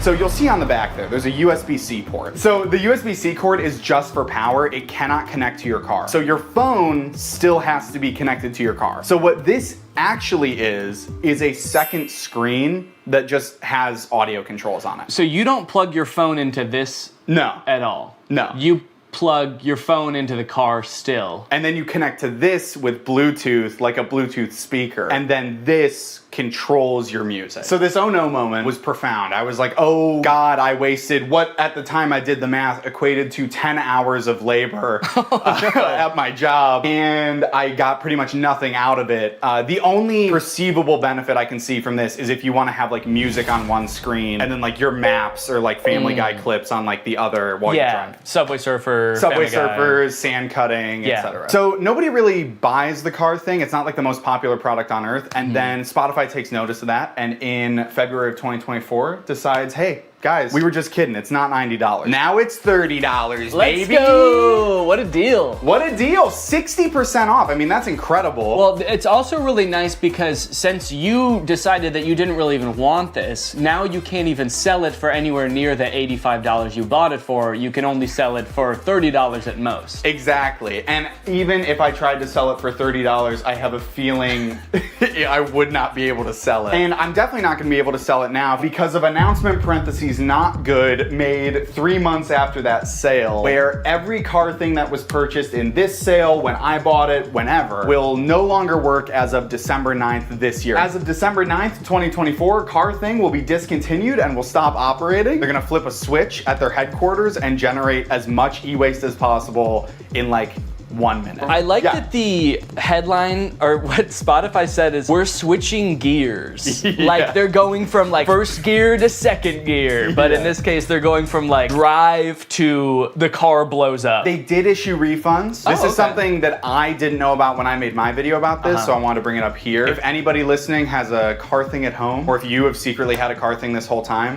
Yeah, well I have 7 of them, so that'll be good. So yes, you can get your refund, but I will say, refund is maybe a misleading word because what they do is they don't give you your money back to the, you know, the source of payment. They give you an equivalent amount of Spotify premium months as to what you paid. Okay. So I got 6 months of Spotify premium paid for and not my money back, which is still nice. It's still good of them. Did you use Spotify premium already? You had to use the car thing. Okay, That's of course. the other thing. We've talked a lot about what the Spotify car thing is. We've talked a lot about the ins and outs of this product, what it does, what it's good for, but as we know, light cannot exist without darkness. The sun cannot exist without the moon.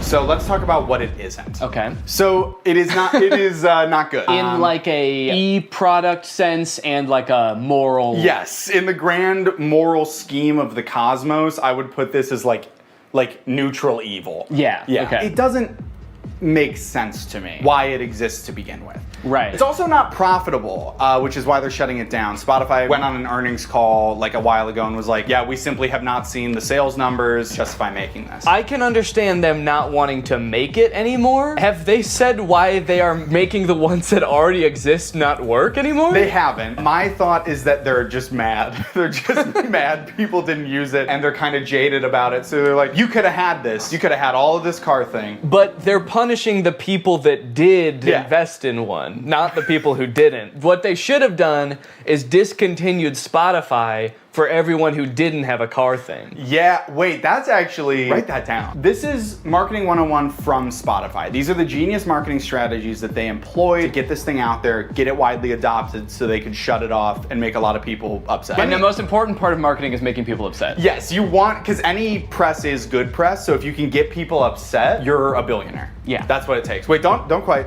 Let me ask you something. Okay. Back off. You pull out a gun. Let me ask you. Picture you are, I think his name is Daniel Ek, the CEO of Spotify. You're Daniel Ek. You're a bald man from Scandinavia. I might have to cut all that. I don't know if any of that is true. Have you been making up this entire presentation? No! Shut up! You're Daniel Ek, you're bald, you're Scandinavian, Yeah. and you're launching a new product. You're creating a brand new piece of hardware. Your company doesn't really do that, but you do own the #1 streaming platform for music on earth. How would you choose to market this new product? Yeah, I would probably just advertise to people who use Spotify in Spotify. I hate to tell you this, Danny. You are failing Marketing 101 from Spotify. The key to advertising a product is to not put it in your extremely popular app. What you're gonna wanna do is reach out to people via email only. We know one thing about young people, they check their email and they enjoy doing it. And you're also gonna wanna make the function of the device in all this material extremely vague. You're gonna want the only image you send out in these emails to be this, which is the name of the device, what the device looks like, and then the vaguest sentence you've ever heard. This is the only picture of Spotify Car Thing that existed before it was available for release. When this first came out, I thought the name Car Thing was kind of cheeky, because it's like, it's a thing that goes in your car. But now that I know this is the only ad that existed for it, and it actually doesn't explain what the car thing does, it's a very poorly named product. My only guess is they were trying to avoid, like, false advertisement lawsuit when they inevitably shut it down and it actually doesn't do anything, so they couldn't call it like a music playing screen, because they knew all along they were gonna shut this thing down and then that it wouldn't be that anymore. This is a side note, I literally cannot believe, I don't know who I was in 2022, because like the fact that like this and a vague couple of emails was enough for me to be like, I fucking need this is so crazy to me. Yeah, you can't even tell in the ad how big this device is. And I'll be honest, the ad, it makes it look huge. Like I'm looking, and maybe it's just because it's on a projector screen. Yeah, I would guess it's like, honestly, it's like this big. Yeah, wait. According to Spotify, their decision to delete the car thing was part of our ongoing efforts to streamline our product offerings. That's actually so crazy. I did not even think a company could do that. Can they do that with any product? You buy bread at the store and the bread company comes to your house and takes their bread back and is like, we're streamlining bread. Better luck next time. Anyways, you guys should go check out Jake's video on it as well. It goes much more in depth and he's really funny. But I think it's safe to say that that's gotta be the worst car thing ever, right? Well, in 2019, Tesla announced its first pickup truck, the Cybertruck. When it was announced, Elon Musk made it very clear that they wanted to do something different with the pickup truck genre, creating a more post-apocalyptic looking vehicle that you can drive around in with your cyberpunk goons. We've all got some. And they've got to get to soccer practice. But after years of delays and the truck finally becoming available for much more than Elon Musk initially estimated, owners have now been united with their trucks, and it is full of safety problems. My Tesla Cybertruck has 3 official recalls involving the wiper blade motor, the accelerator pedal, and this little plastic part right here just flying off as you're driving. And I just so happen to have rented one. I tried to remain optimistic when I picked up the Cybertruck, and at first everything seemed fine. It looked like a marvel of engineering, you know? Big, sharp, the windshield wiper was humongous. But other than that, honestly, things seemed pretty normal. Until I started driving the car home. On my way home with the truck, I started to notice that nearly every person who drove past me was staring at me. People were gawking, mouths agape, some even took pictures. I was starting to feel like an animal trapped in some kind of cyber zoo. And things only got worse when I got home and finally got to do some research, only to find that people hate this truck. Owner after owner had been posting videos on social media of people peeing on their trucks in broad daylight. I didn't realize how strongly people felt about this truck, but I was starting to worry that they felt the same about the people on the inside of them. Should I be fearing for my safety? I know damn well that the windows aren't going to protect me. At the very least, I needed to make sure that I was not seen anywhere near this truck. I needed a disguise. I needed to become Neon. Vortex, he's the coolest guy. And his pin's AI. Look at him go, what a little freak, it's Neon Vortex. So I've spent a decent amount of time with the Cybertruck now, and I've compiled a little list of pros and cons. So we'll go through that real quick so you can get a quick rundown of everything that's good / bad about the Cybertruck, just in case you need like a quick decision. You got your finger on the buy button right now and you just need to know, Neon, should I buy this thing or not? Pros. The interior is actually pretty nice. I like the little ambient lighting that goes around the whole front of the cabin. Actually, I think it's in the back too. There's a little strip. The steering wheel has the turn signals on the wheel, which takes a little while to get used to, but once you are used to it, I think it's actually pretty nice. All of the materials on the inside seem pretty nice. Like the material on the roof liner is like a nice suede kind of thing. It's pretty spacious on the inside. It has ventilated seats. My butt's so cold.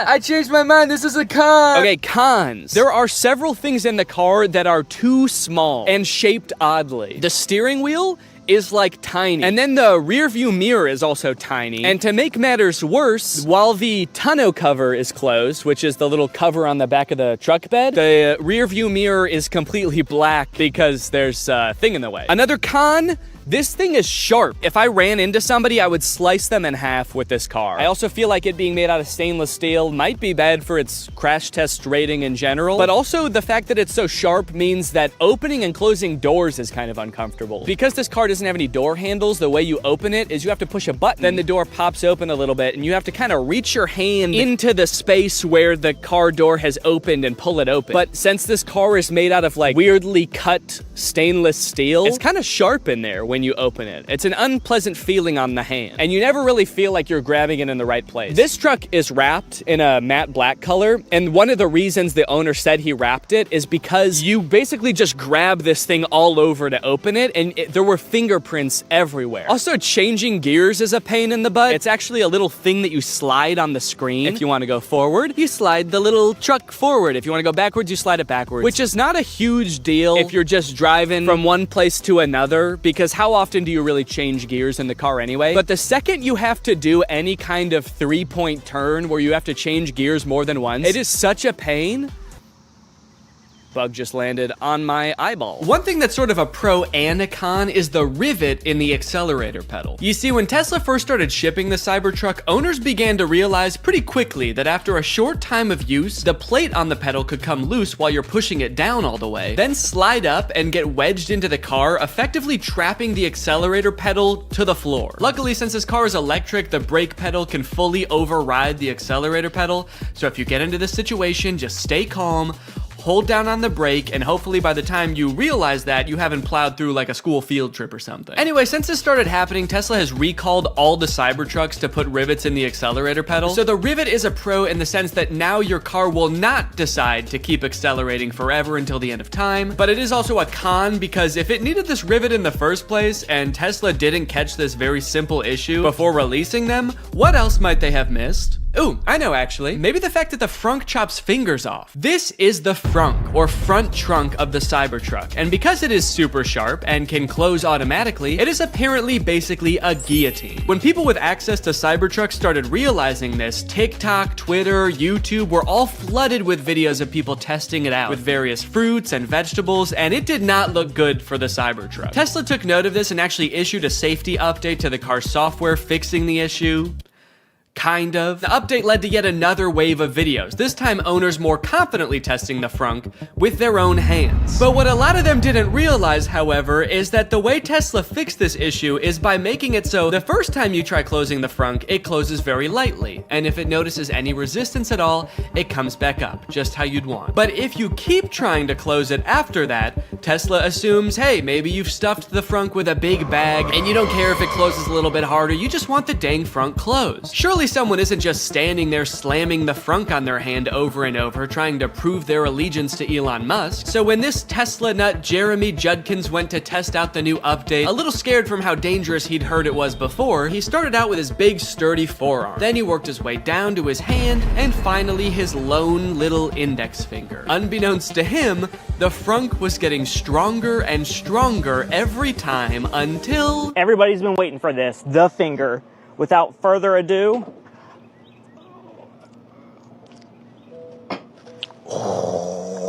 I feared for my finger for a second, not gonna lie. That's kind of bad. Yeah, so I wasn't gonna test this out on my own hand, but I did try it with my shoe.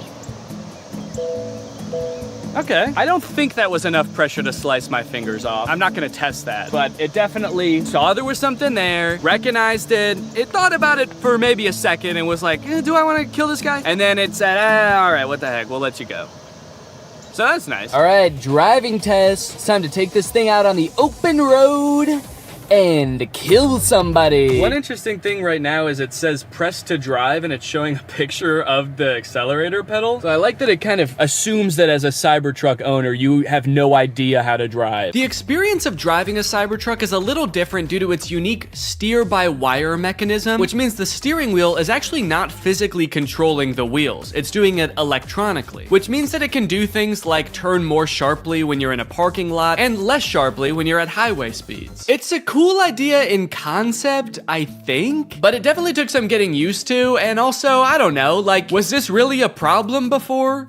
I kind of liked that every time I turned my steering wheel, it turned the car the same amount. First time I took a turn in this thing, actually every subsequent turn I took after that too, I was like, whoa, this thing is a bucking Bronco, man. This thing's trying to buck me right out of it. This is a wily gal. I've been saying it all day, even alone in the car on the way from the guy's house who owns this thing. I was just saying, yeehaw! This thing is a wild girl. Yeah, I definitely don't like how tiny the steering wheel is and how flat it is on the top. It just feels like wiggling it a little bit sends the car so far in one direction. You really gotta be 10 and 2 if that analogy even applies to a rectangle or a trapezoid. I don't know what this is. I think it's like a hexagon. As a passenger, how is this for you, Jake? Is it? I would say I get motion sick in cars. I normally don't get motion sick in the front seat.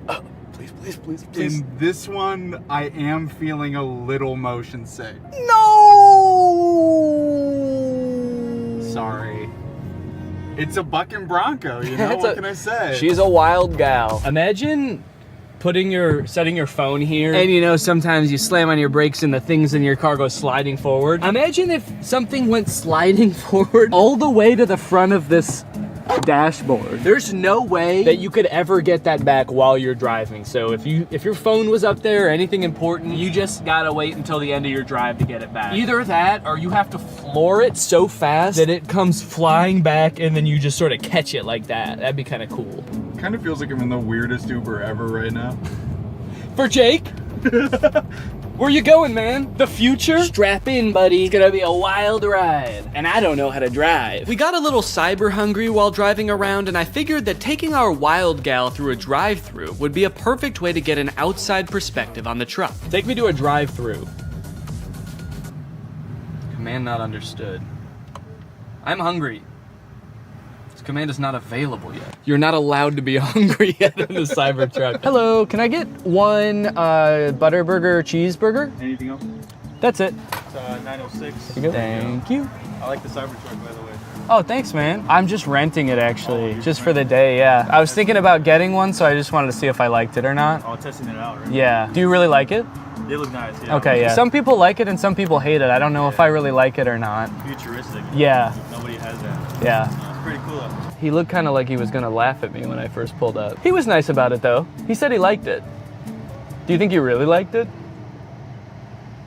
I may never know whether that guy really liked the Cybertruck or if he was just being polite, or worse yet, sarcastic. But while we were sitting in an empty church parking lot enjoying our meal, we were confronted again, but this time in a much stranger way. As we were sitting there minding our own business, a woman pulled up beside us and just stared into the car for a good like 30 seconds. This is very confusing. Just looking. The windows of the truck are kind of tinted, so I didn't know if she could see us, but I was worried that she was like security for the church or something, and we weren't supposed to be there. So I rolled down the window to ask if everything was okay. And finally, she spoke. Hello. How's it going? Yeah. Oh, sure, yeah. Thank you. Yeah. Yeah, I can show you. Yeah, of course. I'm filming a YouTube video right now. That's why I'm dressed up all weird. So I showed her around the car for a little bit and she took a ton of pictures. Also, I had taken off my wig, so I looked even more insane, but she never questioned it. Then she told us that her grandchildren would love this. And they live pretty close by, so she asked how long we'd be there for. We said probably 10 minutes, and she said, 30 minutes? And we said, okay. And then we waited for 30 minutes while she went to go get her grandkids. Yeah, of course. Come on over. They did indeed love the Cybertruck. What do you think? You like it? Yeah, it's pretty cool. Yeah? Cool. We went all around it. They asked a ton of questions. Their grandmother kept telling them to wave at the camera. So the back is a truck. It's got a truck bed in the back. Oh, a gaming room. That's a good idea. I think this kid must watch a lot of Brent Rivera or something, because when he saw the back of the truck, he was like, oh my god, it's so big. You could fit a secret gaming room back here. And then when he saw the front, he was like, oh, this is too small. You could not fit a secret gaming room up here. It's like he only thought in terms of secret gaming rooms. It was insane. Uh-huh. Oh, good idea. I like it. That'll be a good first car, huh? Smile. 1, 2, 3. And with that, my time with the Cybertruck had come to an end. It was time to bring it back to the person I rented it from. And wait, what is that? What's going on with those podcast recommendations? And you know what? The music recommendations too. Who owns this car? All right, that's it. I'm pissing on this thing. All right, guys. Well, thank you for watching this. I hope you enjoyed it. Make sure you subscribe and turn on my notifications to join.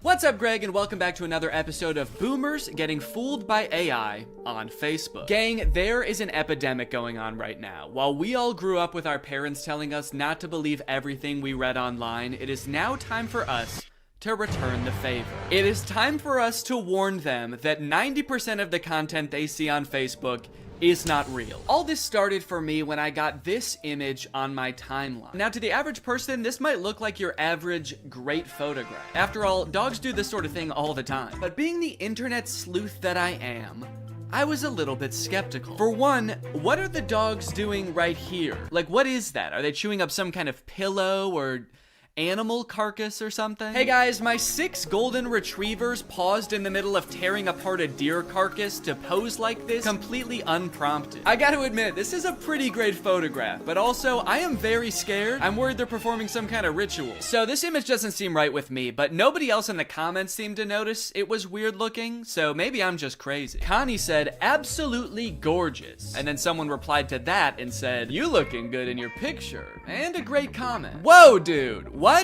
What a weird time to shoot your shot, dude. That was so out of the blue. Yeah, and actually, you know what's hotter than those dogs? You. And your comment. Hotter than the dogs? There's other weird parts of this image, like this dog that's either sitting on another dog or melted into another dog, but it is by far not the worst image on this account. You know, they say some people's dogs look exactly like their owners, and I think this is a great and terrifying example of that. There's a mix of responses on this image. Somebody should call the cops. Absolutely love. Creepy. Okay. Kinda mean. Look, I think we can all agree it's a terrifying image, but that baby did not choose to be born half dog, okay? He was probably cursed by a witch. Please be nice to him, he has enough to deal with. Plus, you haven't even seen this full image. You'd be really creeped out if you saw that this dog actually has human feet and ass. As I began to click on these AI-generated photos on Facebook, I started to get recommended them more and more, to the point where now, when I go on Facebook, it's pretty much just AI-generated content. This is another account that I found that posts images like this. It always seems to be a child sculpting something very impressive out of trash, and the people in the comments just eat this stuff up, dude. Great work, keep it up, great talent, nice one, thanks. What do you mean thanks? Did you ask the kid to build this? Oh, finally, the kid I hired to build me a car is done with it. I can't wait to drive it around. I am 2 feet tall and a caveman, so this is perfect for me. All of the images in this genre give off the vibe of like, oh, look at this poor kid. He probably lives in a rural African country. He's probably poor, doesn't have many resources. But despite all that, somehow he is an incredible sculptor. Somehow he's defied all logic and found 1 million cloves of garlic to recreate the Titanic with. Could you do us a favor, guys, and just toss him a like? Could you just do it or he'll cry? They're like baiting you into feeling bad for them and thinking they're cute so that you'll engage with the picture, obviously encouraging them. But I gotta say, honestly, this kid, I don't feel bad for him at all. This kid has so much garlic. This kid is like a garlic kingpin. You know this isn't all of his garlic either. He's probably got a garlic Lamborghini, a garlic mansion where he parks this garlic yacht. He's living better than me. This dude is the garlic Mr. Beast. Not to mention, he's way more defended against vampire attacks than any of us. Great work. Beautiful artwork. Where does he get all this garlic from? Okay, it is nice to see people questioning the validity of this image. Part of me does kind of think that they're not actually questioning whether the image is real or not. They just legitimately think that he got the garlic through nefarious means or something. I'm asking myself the same question, and garlic is expensive. They're turning on the kid. Thief! A garlic thief! This kid is stealing garlic from people who need it. Must have some pretty big pockets to steal all that garlic, young man. That must be why your arms are so long. You use them for sneaking and stealing. I'm Sam, and I made this from real wood. Great job, Sam. Totally normal house. Has all the features of a regular house. Nothing more and nothing less. Guys, toss Sam a like if you don't think his house is going to eat him. I'm trying to figure out what was happening here. How did the AI come up with this? Do you think the prompt was like kid standing in front of a little kid house? And the AI was like, little kid house, huh? Say no more, I know what that means. It's obviously a house with the soul of a small child imbued within it. It's beautiful and so well designed. Yeah, I mean, honestly, aside from the fact that there's no way to get in or out of the house, it's the most beautiful sentient house I've ever seen. I collected bananas to sculpt this bunny. And this person says, you know, you can eat them too. Those bananas you're using to sculpt the bunny, you might think that God just placed them here on Earth to sculpt with, but take off the outer peel and you'll be surprised. Now, I gotta say that usually I would agree with this person, but these bananas actually do not look edible. I don't know what's going on here, but these are not normal bananas. In fact, this whole thing kind of just looks like one mutated banana melted together. I don't even think this kid sculpted this. He just found a banana that already looked like a bunny. Wow, look at this kid. He sculpted Jesus sitting on a whale out of well, I'm not exactly sure what any of this is supposed to be. Are these diamonds? And then these are like, I don't know, these look like the containers that dishwasher pods come in. Very interesting material choices. Wow, look at this local impoverished child who made a Jesus sculpture out of only 1 million diamonds and other precious gems. Guys, toss him a like, he doesn't have much else. Made it with my own hands. And oh God, what a toll it took on this poor young child. He does not look so good, man. Made this with my own hands. And eyes. He took my fucking eyes! Now, all things considered, these images I've shown you so far are actually pretty tame, and the deeper and deeper you go into these accounts, the more insane they get. It's like they had a prompt that they used to generate the first few images, and then they just keep adding on to that prompt, making it longer and longer. But before I show you those images, I do want to take a moment to talk about today's sponsor, Opera.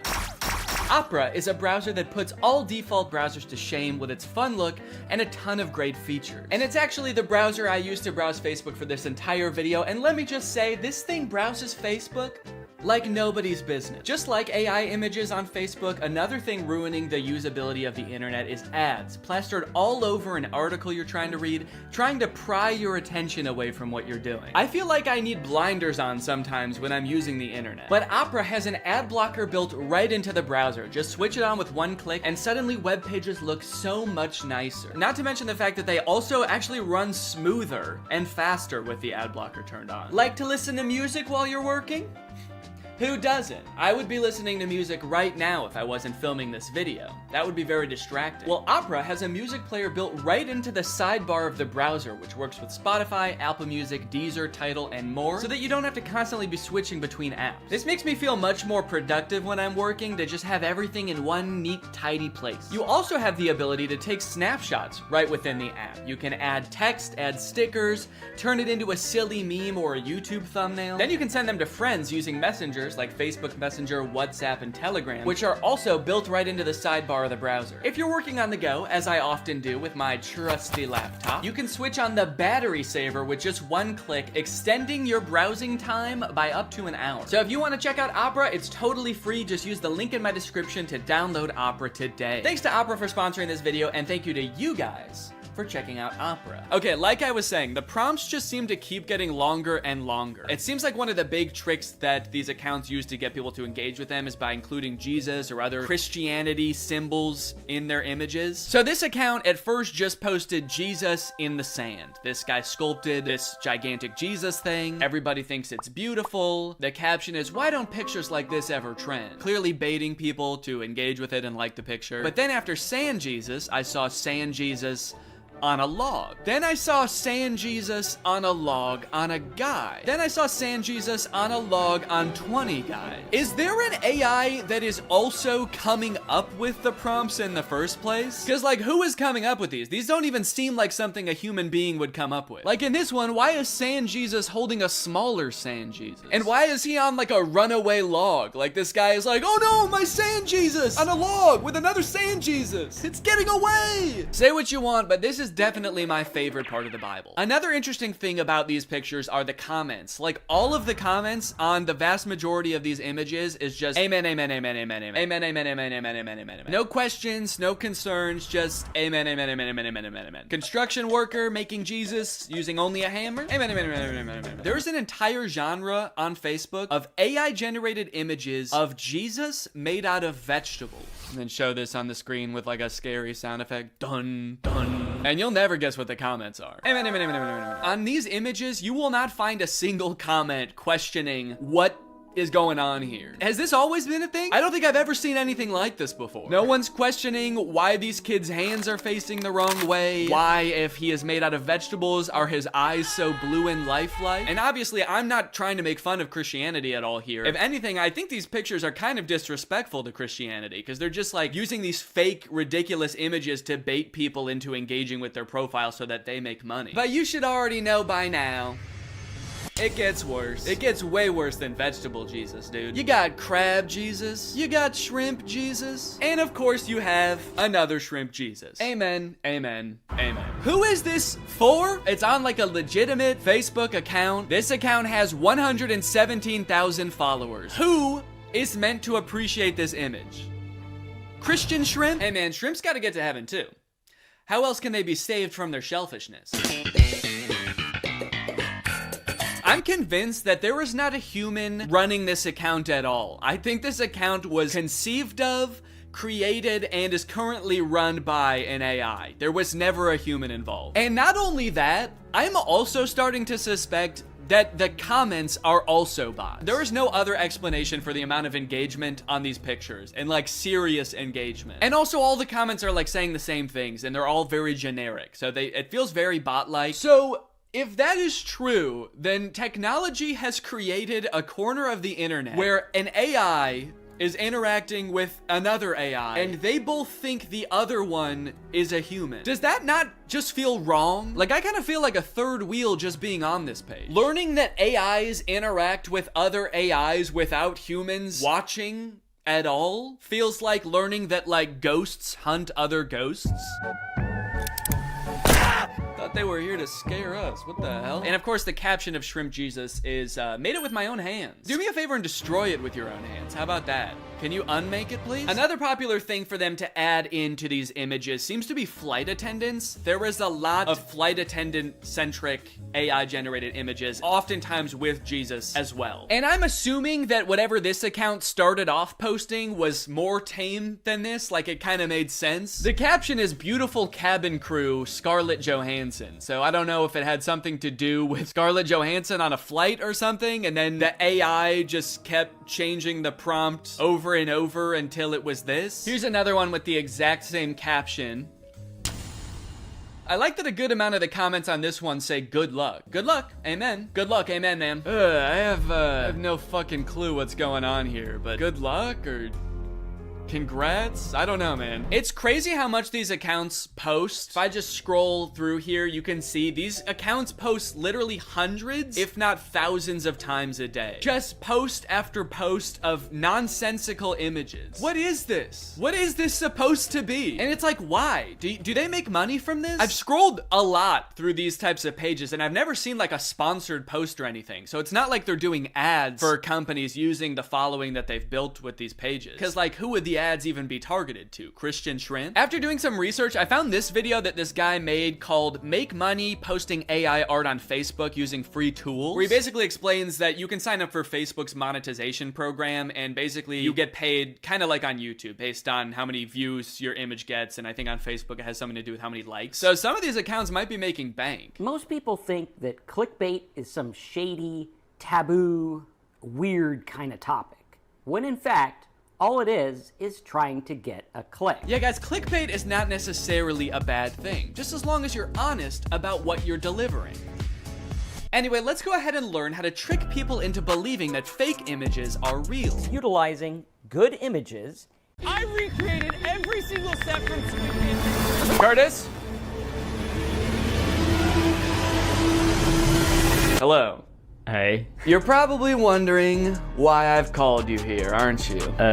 You said you wanted to make a video. Well, yeah, but that's only half the reason that I called you here. That's right. The other half is that, honestly, Curtis, I'm worried about you. I don't know if you've seen lately, but it's getting pretty dangerous out there. The world is a dangerous place. Yeah. Oh, yeah. Yeah, a plane just flew into that building. Oh my God. Right on cue. Did you do that? Exhibit A? No. Look, crime rates going up through the roof. Murder. Death? Did you know every person dies now? Point is, Curtis, there's people out there who are trying to hurt you. They're trying to kill you, Curtis. Me? Yes, you specifically. What'd I do? You're just, I don't know, how do I say this? Has anyone ever told you that you're an easy target before? Huh? See, yep, that's exactly what I'm talking about, Curtis. The headphones, the texting, the hands in your pockets. If I started attacking you right now, you wouldn't even be able to defend yourself, man. Your hands are all busy. Not to mention, you're not even wearing shoes. Good luck running away. I was being polite. There's nothing polite about getting murdered, Curtis. Attack me, see what happens. Attack! What the fuck? Exactly, like I said. How? It's not all bad, all right? I have found a YouTube account that specializes in self-defense advice just for people like you. For easy targets. Okay, so you're gonna teach me how to not be such an easy target. Not only that, Curtis, I'm gonna teach you how to defend yourself from everyday life situations that we all encounter. Like another plane crash that you just like another getting mugged, getting stabbed. You're getting out of your car and some guy runs up behind you and just starts punching you in the back of the head. Yeah. This happens to you all the time. Yes, yeah, just all of those happened this morning. But today, we're gonna fight back. That hurt? Come on, you could not have just hurt yourself like that. Why'd you do that to me? You did that. How could you? We were friends, man. This is worse than I thought. I'm a lost cause. Let's get into the video. So this is the self-defense guy we're gonna be watching. His name is Self-Defense Goat. Damn. Okay. No one's ever hurt him. He has a lot of enemies, I guess, though. Seems like yeah, people that's are always true. Trying. I think he's just an idiot, putting himself in really dangerous situations all the time. Well, let's see what happens if this guy pulls a yellow gun on you. Give me your money. Yo, man, yo, take it. Yo. Yo, man, yo. Yo, man, yo. Someone pulls a gun on you, yo. Take it. Here. I got nothing else. I got no phone, I got nothing. I got family, man. You gave him everything. He's still got that gun pointed at you. See, that line makes it sound like they know each other, right? And they've been like friends for so long. You helped him move, you helped him get through a tough breakup. You've given him everything you got, man. And he still wants to shoot you in the head. When he was at his lowest, you were there. If I was his family, I'd be pretty upset because he was like, I got nothing. I got family. but that is crazy. Also, the way he says, take it, take it, take it. It sounds like he's mugging him now. He pulls a gun, take it, take all of it. Okay. Who's doing the mugging here? Your goal is to get as close to the weapon as possible. Ideally, he's even pointing at your head trying to scare you. Sorry. Ideally, he's pointing a gun at your head. Maybe it's easier to grab it when it's, you know, as far away from your hands as possible. Like up here. Yeah. Maybe you like bite it. Yeah, maybe that's what he's about to do. Maybe it's because getting mugged is so scary that he just wants to be put out of his misery as quickly as possible. Yeah, I want this to be done immediately. Yeah. Ideally, you're facing the other way looking out at a beautiful sunset, and he's got the gun pressed right up against the back of your skull. Taking one final breath. So I'm going to turn out of the way, 2 hands on the weapon right away, pull it into your chest, rip it off. And you shoot yourself. Take the power out of his hands. Yeah. Just get out of the way, back, hands. Pull it into your chest. He said rip it off. He rips off his hand. His tutorial is like, how to stop a mugger is just talk to an imaginary cameraman and be like, no, this is what would happen if you're mugging someone. Yeah. I feel like that would kind of mess with their heads. Yeah, wait, pretend to be mugging me right now. Okay. Give me your fucking money right now. I gave him everything. Smash, smash, tap, rack, and go if need be. Yeah, so I mean that's pretty much just the classic smash, smash, tack rap. Smash, smash, tack rap, go if need be. I guess that's his like YouTube ad-friendly way of saying then shoot him in the head. Yeah. And if need be, go. Yeah. What are you in jail for? I goed. I went. Yeah. This one is going to be really important for you because this is how not to be an easy target, okay? Ah, okay. You got your no shoes on, you had your headphones on, hands in pockets. You're about to see just how dangerous that is. Okay, wow. Dude, he stabbed him in the ass. What was that sound? I don't know. I think it was the guy screaming. Wouldn't it be crazy if that was the whole video? Well, look at Mr. Karate Kid. That is a pretty sweet hoodie, though. Look how easy he's going to be to murder and take his phone. Sunglasses on, huge headphones, hoodie I could just rip him down with. Oh, you're mine, buddy. Okay, well, he didn't even do it, though. He's just talking, he's just imagining it. Oh, you're mine, buddy. He's already You're gone. dead. Like, oh, I'm going to enjoy this one. All right, yeah, it's on.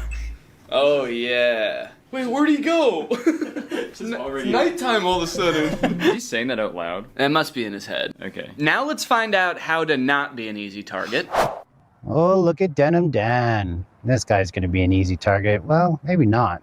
He's got kind of this desk there. He's walking pretty confident. So the caption says desk stare, but I think he's saying death stare. Desk there. Oh. He's got kind of this desk. He's got like a desk strapped to his. I feel like that gaming. I guess it's a pretty hard target. You got a big desk in the way. Yeah, he's clearly cracked at Fortnite. This desk there. He's walking pretty confident. Yeah, he also says he's walking pretty confidently as this guy is like. Yeah, he's so scared. How are you supposed to like other people walking down the street like? This guy's easy to fucking kill. He's only got one earbud in. Jacket versus hoodie. It's my favorite Mr. Beast video. Jacket versus hoodie. It's your lucky day, Denim Dan. It's your lucky day. Wait, he did say that. Denim Dan, it's your lucky day. Okay, well that actually does make him seem more crazy. Yeah. I'd be so terrified if I was walking by someone and was like, this guy would be easy to kill and steal his phone. Wait, maybe not. He's got a confident walk. You could be Denim Dan if you wanted to. Yeah, I guess I should have been wearing denim for this video. Yeah. Jean jacket. Gene hat. Gene Wilder. Gene Wilder's here. Hang on a second, guys, because I've got a self-defense technique of my own. Today's sponsor, ExpressVPN. Guys, using the internet without ExpressVPN is like walking around a park with flip-flops and headphones. It makes you an easy target. Did you know your internet service provider can legally collect data about every single website you go to and then sell that information to advertisers? Luckily, when you use ExpressVPN, it becomes like your armor. your gene armor. Your internet service provider can't see your activity. Your identity is anonymous thanks to a secure VPN server. And your data is encrypted for maximum self-defense. It's super easy to use as well. You can connect with just one click. Here I am changing my location to Canada. That way I can watch The Office on Netflix. It's not available here in the US, but it is in Canada. And you can do this with a bunch of streaming services and shows. It's sick. It works on your phone, on your laptop, even routers. That way you are always protected. I don't want to miss out on content that's not available in my area, and I also don't want anyone spying on me, especially not my internet service provider. That's why I use ExpressVPN. To find out how you can get 3 months for free by scanning the QR code on the screen right now, or clicking the link in the description, or going to expressvpn.com/Danny Gonzalez. That's 3 months for free by scanning this QR code or clicking the link. Thanks to ExpressVPN for sponsoring this video, and now let's get back into it. Now this is an instant that people actually do encounter somewhat often is road rage. Yeah, people get that a lot from me. Yeah. So what kind of stuff do you do? Just sort of like tailgating people? Yeah, I have usually probably 4 to 6 full cartons of eggs in my car at all times. Oh, you just throw eggs? And I just kind of, yeah. Egg people on the highway? I egg people on the highway. I egg them on. Quite literally. Yo, what are you doing, Matt? What the hell's your problem? Yo, man, yo, chill. When it comes to self-defense... Oh, he's okay.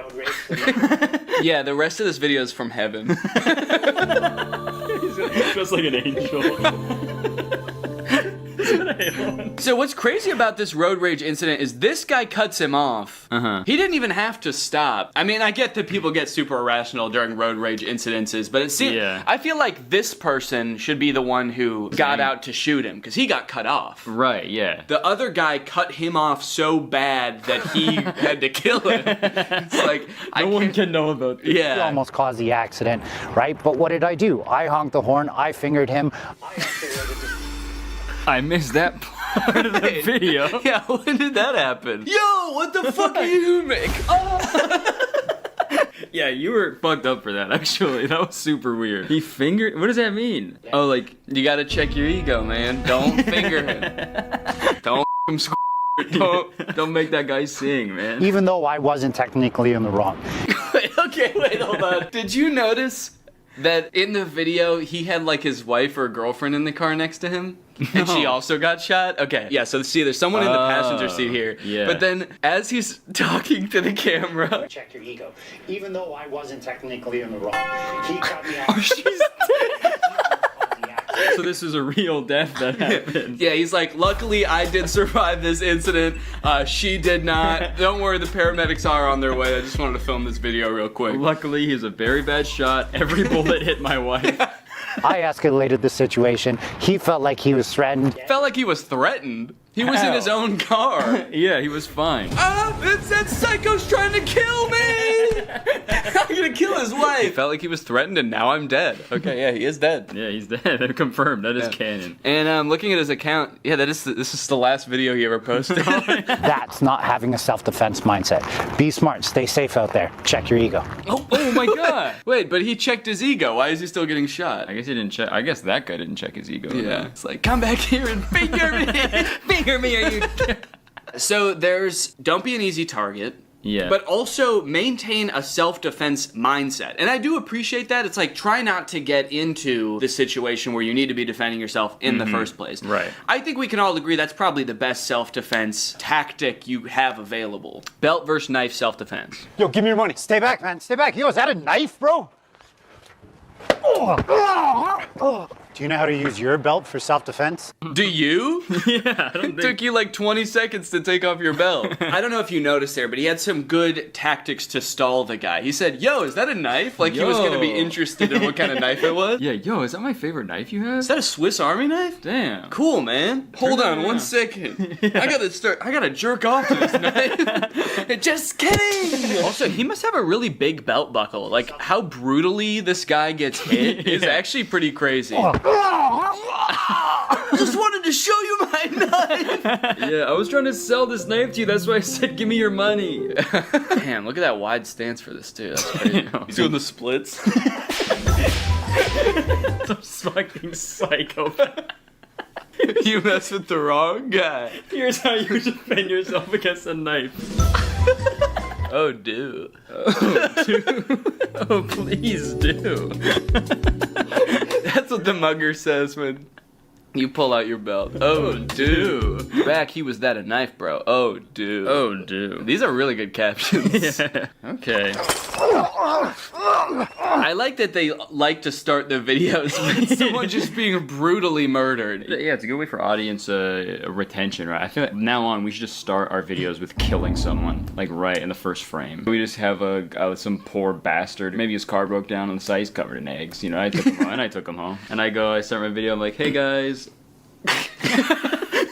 The guy in the headlock is like, I gave him everything. Folks! Yeah. You know what to do when somebody pins you against the fence and stabs the shit out of you?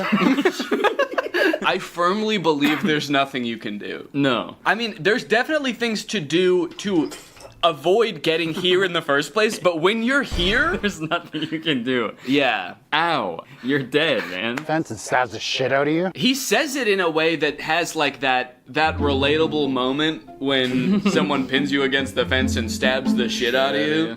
We've been there, man. I'm trying to establish control of the weapon. If I can get my forearm here, great, but he counters that by pushing me away. If he pushes me away, this is my new threat. It'd be crazy if in this hypothetical situation that's like now very controlled, he still gets stabbed to death. He's like, and I'm trying to get his knife, but he just keeps getting me. I put my forearm, he counters. God, this guy's good. This guy is the self-offense goat.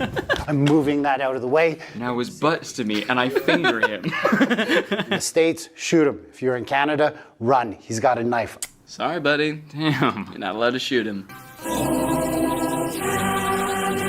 3 signs you're getting punched. That one sounds funny. 3 signs you're getting punched. Number 1. Ow! You look like Tom Hardy if I ordered you on Wish. Oh, yeah? Oh. You look like Tom Hardy if I ordered you on Wish. Not Tom Hardy. Right, yeah. So thank you. You look like the face Tom Hardy would make if I ordered you on Wish. Tom Hardy would be like, okay. Do you know the 3 most common signs before someone punches you in the face? Sign number 1, you just told someone they look like if Tom Hardy if they ordered you on Wish. First sign, forward aggression. Second thing to look for is those clenching of the fist. What do you think the third one's gonna be at this point? He's just like cocking his arm back? Yeah, winding it up, I guess. If someone says why I oughta, you're done for. Tension, and they're getting prepared for something that maybe you're not prepared for. They could be getting prepared for something. If they're moving towards you with fists clenched. Well, what could it be? Visual diversion? That's gonna be the third one? What? The third one, they're going to be looking off in another direction, trying to distract you with their eyes so that you look away for that split second so that they get the job done. I may be moving forward towards you, fists clenched. Yeah. But I'm actually gonna punch that guy. Hey, Curtis, let's both go punch that guy. Okay. Oh. Bouquet of flowers. Oh, it's okay. No. Yeah, really? Here's 3 signs David Copperfield's about to beat the shit out of you. Look at here. What to do if you're pushed? What, you want to go? Jesus. Do you know how to deal with a push? Well, definitely not having as little balance as possible. What, you want to go? Didn't stand a chance. And his feet too. Oh no. I've seen, bar fights, people get into fights, but it's always like, fist punching or they're, kind of wrestling around on the ground, just grabbing each other, pulling each other's hair. Right. I've never seen this like push and like whoa! Goes crashing through 3 walls. Yeah, got guy-shaped holes in each wall. Yeah. Do you know how to deal with this? No, I'm not Wile E. Coyote. Do you know how to deal with a push? I'm opening up that door as much as I can. Okay, so I go. But then I can go like that. Yeah.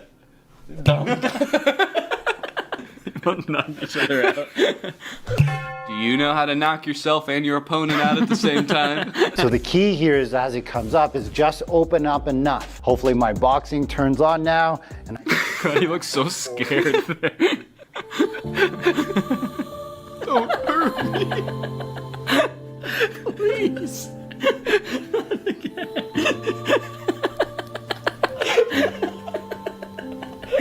Is he actually gonna hit me this time? He's like softly blinking up at you. What are you doing to this guy? He already got pushed, man. He's been through enough. He also just said, hopefully my boxing turns on now. I've never practiced boxing before, but I really hope I know how to box. I hope the skill comes out of nowhere. And I just bring that hand forward as much as I can. Jesus. He was not expecting that second one. Bring that hand forward as much as I can. He's still standing there. I throw another one or two. But that doesn't always work, especially if they're super big or if you were caught off guard. So if you don't know how to do all that he just did, the old wax on, wax off, you can do a soft fall. Okay. That would really throw your attacker off if he pushed you and you actually fell, right? And yeah, that would fucking confuse him like crazy. Now what? I thought he was gonna get closer to me. Suck all that in to minimize the damage that you take. The most vulnerable guy I've ever seen. Quit your job, man. You don't have to be there. When that push comes down and he goes to break fall this time, now he's not there. That's the way you're supposed to fall. Straight into a coffin. Like a fucking vampire. He's suddenly in a suit and palmed. Time. Now he's not there. Now he's not there. Yeah, he is. Where'd he go? I can only look up here. He's like... Yeah, nobody tell him. Also, that night before you go to the bar, look up what color the carpet is at the bar and dress like the carpet. So you fall to the ground, then you sort of scuttle. Like a little crab.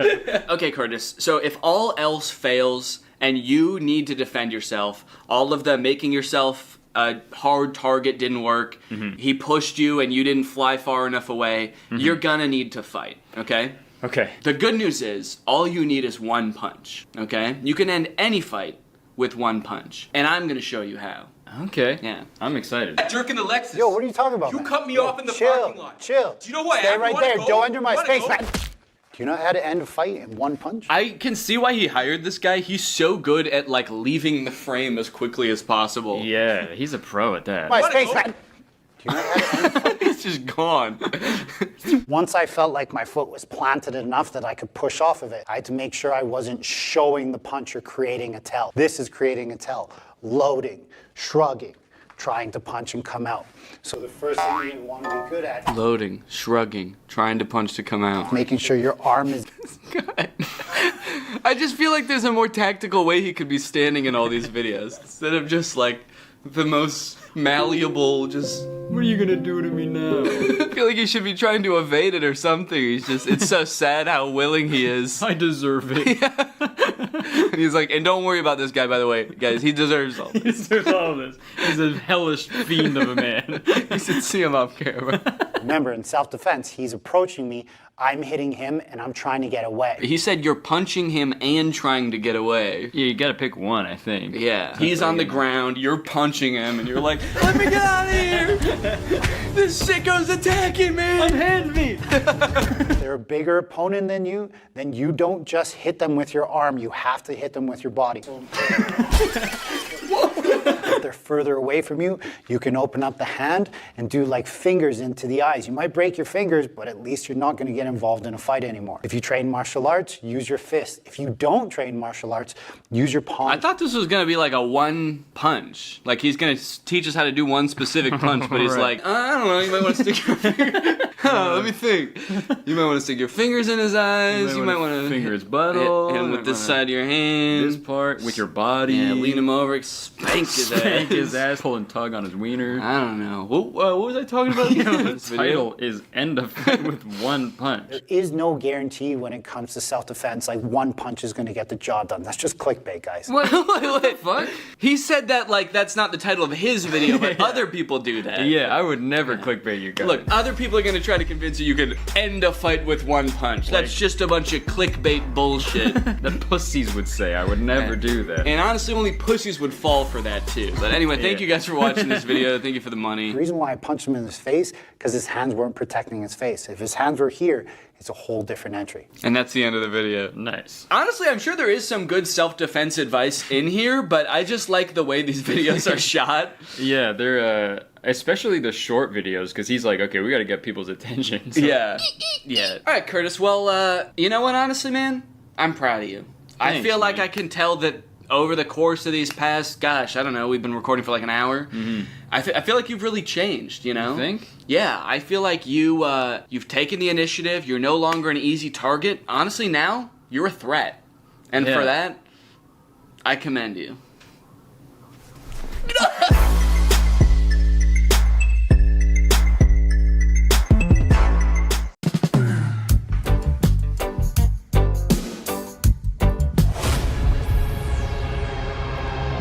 Drew?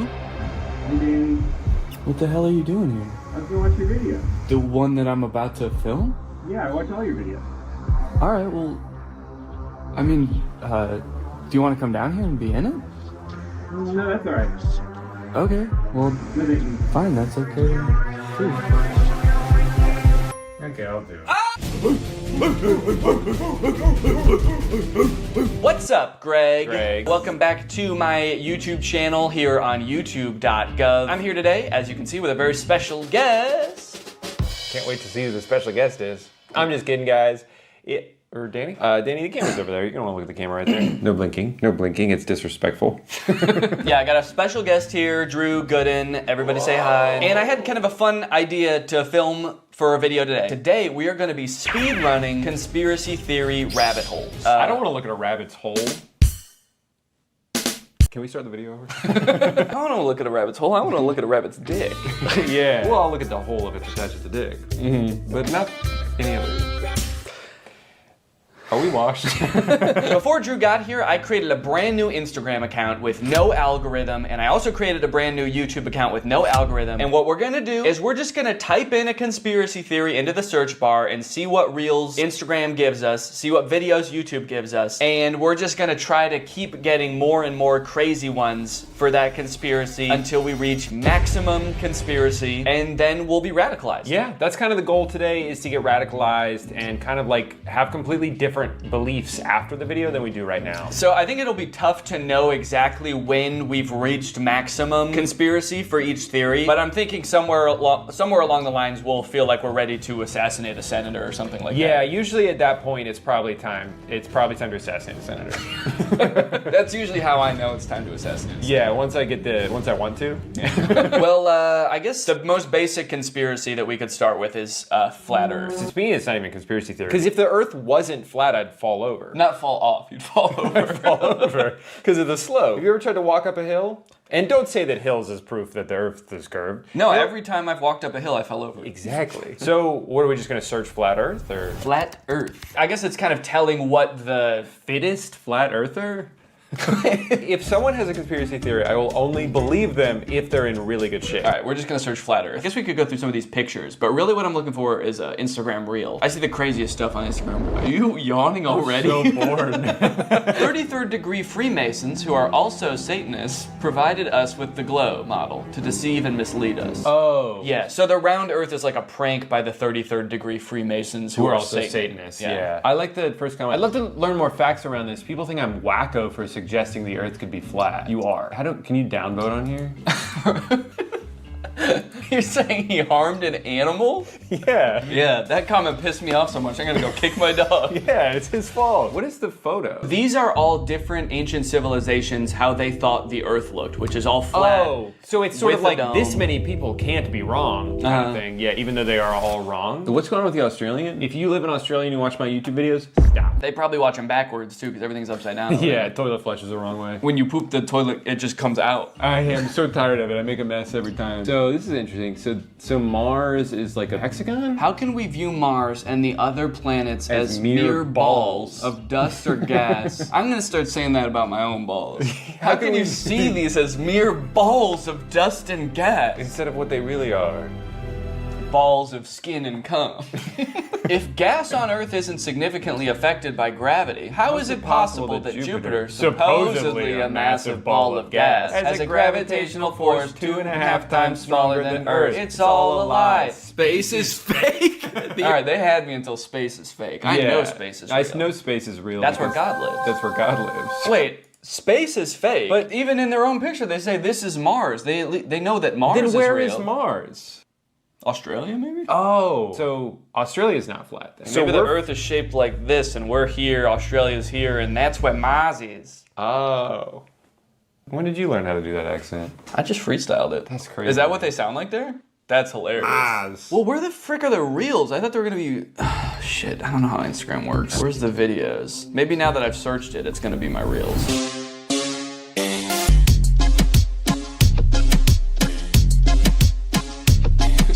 Just a quick cut to that. Checkmate, round earthers. If the Earth was round, I'd be falling over. Let's go on YouTube. Yeah, Maybe we should go on YouTube. Yeah, I think the problem is that everyone's just so normal on Instagram. There aren't any like weird freaks. So I think we probably need to switch to YouTube because there's a lot more weird freaks on there. We would know. We can speak. We can attest We to can that. attest to that because there's at least 2 weird freaks on there with YouTube channels. Our toes are interlocked right now. That's how weird we are. Because if we let go, I'll fall down. So we created this Instagram account or this YouTube account from scratch. The only thing that we've looked up on it so far is Drew looked up Justin Bieber slowed down 800 times. It's beautiful. And it's beautiful. And we also listened to Sneaker Night by Vanessa Hudgens. Yeah, that was also my idea. So the results might be a little bit skewed towards Vanessa Hudgens' Sneaker Night. Mm-hmm. That's not like part of the conspiracy. That's my own mistake. I messed up. But from here on out, we're not going to influence it anymore. In any way at all. Okay, now I'll search flat Earth. Okay. That's how Vanessa Hudgens radicalizes people. So hold on. Yeah, okay, even the YouTube search is biased against flat Earth. It doesn't even, like, we're trying to view it objectively, but it's like, oh, flat Earther debunked. Yeah. Flat Earthers funny moments. Flat Earth Dave. It's like, let me find out who Dave is. All right, we're gonna search flat Earth. You know, do you ever do something and you think to yourself, like, I'm probably the first person to ever do this? Oh, yeah. I have to imagine we're the first people to ever search flat Earth from the Sneaker Night watch page. Like, inspired by this song. That reminds me. I need to do my own research. Oh, it's Phil from Amazing Race. All right, well, we gotta hear him out. We gotta hear him out. You'd think that with the beautiful photographs that we have of our round blue planet, it would convince any doubters. Oh, he doesn't believe in the flat Earth either? How did he get a job then? And he's seen more of the Earth than most people because he does the Amazing Race, so you'd think he'd have some common sense. You'd think so. Well, hold on. Wait a minute. He works for CBS. Look up CBS's logo. Mm-hmm. Look up CBS's logo. This? Don't keep going. No! Stop! You're getting distracted. All right, look up CBS's logo. It's Big Brother. See, you think that Big Brother is gonna let you think independently? No, they're gonna open your noggin up, they're gonna fill it with all the thoughts they want you to have, and Phil is part of it. But probably Jeff Probst isn't too, right? Yeah, we're free thinkers. Basically, what we're gonna do is YouTube Shorts. Maybe we should be looking at more shorts. All right, if you two could shut up for a second, I have an important announcement. Today, I want to help you guys out with your budgeting a little bit. You can budget your car payments better, your travel, your groceries. Does that sound good? Well, then listen up, because we're going to talk about Rocket Money, the sponsor of today's video. Rocket Money is a personal finance app that lets you lower bills, cancel unwanted subscriptions, make custom budgets, and lower your savings all in one place. With Rocket Money, you can create a custom budget for any category in seconds. The app shows you where your money is going at all times and identifies your top spending categories and even gives you insights on how to better budget in the future. As someone who spends a lot of money eating out and not as much as I would like on travel, this is a great way for me to visualize like how much spending is happening in each category, where I can cut a little bit, where I can add a little bit. They'll also notify you when you have upcoming charges or when your balance is low. That way you can avoid overdrafts and late fees. And if that wasn't cool enough, Rocket Money can also help you lower your bills. Rocket Money automatically scans your bills to find savings. They can help negotiate bills for you, whether it be your internet service, your cable bills, and more. So you don't need to worry about those pesky customer service calls. Rocket Money's gonna get in there for you and negotiate the best possible rate for you. This is great for me personally because I am notoriously bad at looking for deals. I don't like to haggle. I don't like to negotiate, so the fact that this is built into the app makes it so much easier for me to know that I'm getting a good deal. So to save more and spend less, join the over 5 million members using Rocket Money today. Go to rocketmoney.com/Danny or use the link in the description to get started for free. Flat Earthers, or some of them, believe that beyond the ice wall is this other world. I feel like that outer world thing, I've heard of this, but I've only heard of it recently. I wonder if that's like a new lore that just dropped, because I thought that the ice shelf was supposed to be the end, and then they were like, no, not only that, we know about Acton. And then there's another wall around here, and then Osiris is out on the outside. Do you think the Flat Earth conventions are just people trying to one-up each other with the amount of knowledge they know about the outer ring. Oh, you think this is the last ice wall? There's one more. Nope, there's actually 2 more. There's actually 3 more, and at that one, it loops back around and you're here again. That's more interesting than the Earth being flat, is that if you just keep going, well, that actually is just with the Earth, is if you keep going along the Earth, you end up back where you started. So we kind of all believe the same thing. They just have more ice walls in their theory. Talking about how there was this one man that went to Antarctica on his expedition back in the day, and I can't remember his name. Flat Earth. Can't remember his name. Can't remember name. Sneaker Night Extended Cut. I can't remember his name. It was probably Vanessa Hudgens. Vanessa Hudgens, Sneaker Night. Proof of Sneaker Night. Internet famous flat earther has gone all the way to Antarctica to put his theory to the And he proved himself wrong. They always prove themselves wrong. I want someone to prove himself right. Just once, please. Just once. I mean, that's the thing though, is like the internet is so, it creates little bubbles for you. Mm-hmm. So if we did have an algorithm that was pro flat earth, it would be littered with flat earth videos and we would be like, this all confirms what I already believe. Where's that guy's mouth? Yeah, if the earth is round, where's that guy's mouth? Well, gravity's still technically a theory. We know that there's an up and a down. As far as Coriolis, I was in the military and I've shot weapons and... She's just threatening him. Yeah. So basically, you're going to believe what I believe because I have a lot of experience with guns and missiles. As far as Coriolis, I'm gonna fucking kill you. What kind of weapons, if you don't mind me asking? Like ICBMs? Well, I'm wearing a vest with a bomb on it right now. Okay. What will it take for you to detonate that? If you say one thing that makes me question my beliefs, I'm gonna kill all of us. Okay. And so how do you feel about sunsets? They think that there's like these enormous structures. It ignores something that everyone knows. There's this enormous water table that's underneath the pyramids. What's a water table? It just means that there's like water, like a well of water. I think because of the Nile. Like, you know how when you're at the beach, if you're not at the water, but you dig a hole, there's water under there because you're close to the water. So the pyramids, if you dig below it, eventually you get to water. Right, and so there couldn't possibly be like a big guy down there. Oh, right, because he would have drowned? Okay, next conspiracy, aliens. What should we Google aliens wise? Aliens wise? Are aliens wise? Aliens wise? Yeah. Are octopuses alien A creatures? group of scientists that were speculating that octopi had come from somewhere else, and frozen eggs had actually come from somewhere else. And the reason behind this theory is that octopuses are freaking weird. It's like that. How could something like that exist on Earth? Because they look so fucking weird. They must have come from some octopus-shaped planet. And also, if the Earth is flat, how could there be? So hold on. Can you?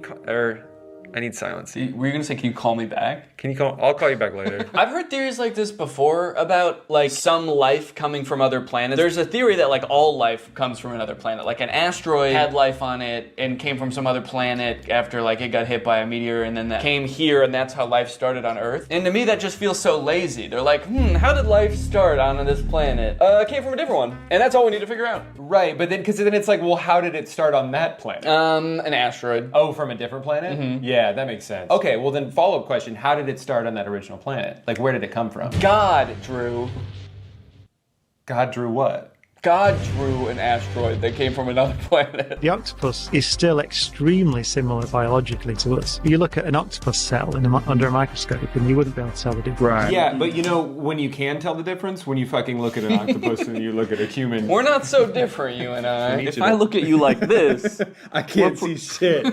You might as well be an octopus up against my face. Veteran describes strange alien encounter in Vietnam. I like that strange is in all caps. What if it just said, veteran describes pretty normal alien encounter in Vietnam? They should have done veteran in all caps out of respect. And we should probably stand for this out of respect. Yeah, I think so. Whoa! Dude, it's not flat at all in here. There in the shrubbery, coming out of it, are little gray entities, about 4 foot tall. That's how I'm trying to be. Oh, you're just saluting? Till the day I die, I'll remember what the little entity said to me. And the way he said it, it was like, Clifford. It was like, I'll never forget what this little guy said to me and the way he said it. Yeah, he said, and then he blew up. He exploded. I think he was asking for help. I'm gonna explode. I'll never forget that. And the way he said it, it was like, Clifford, you are not supposed to be here. I mean, he's right, we weren't. You normally don't carry your weapon on full automatic. I put it on full automatic and I started to fire and I yelled out, VC, VC.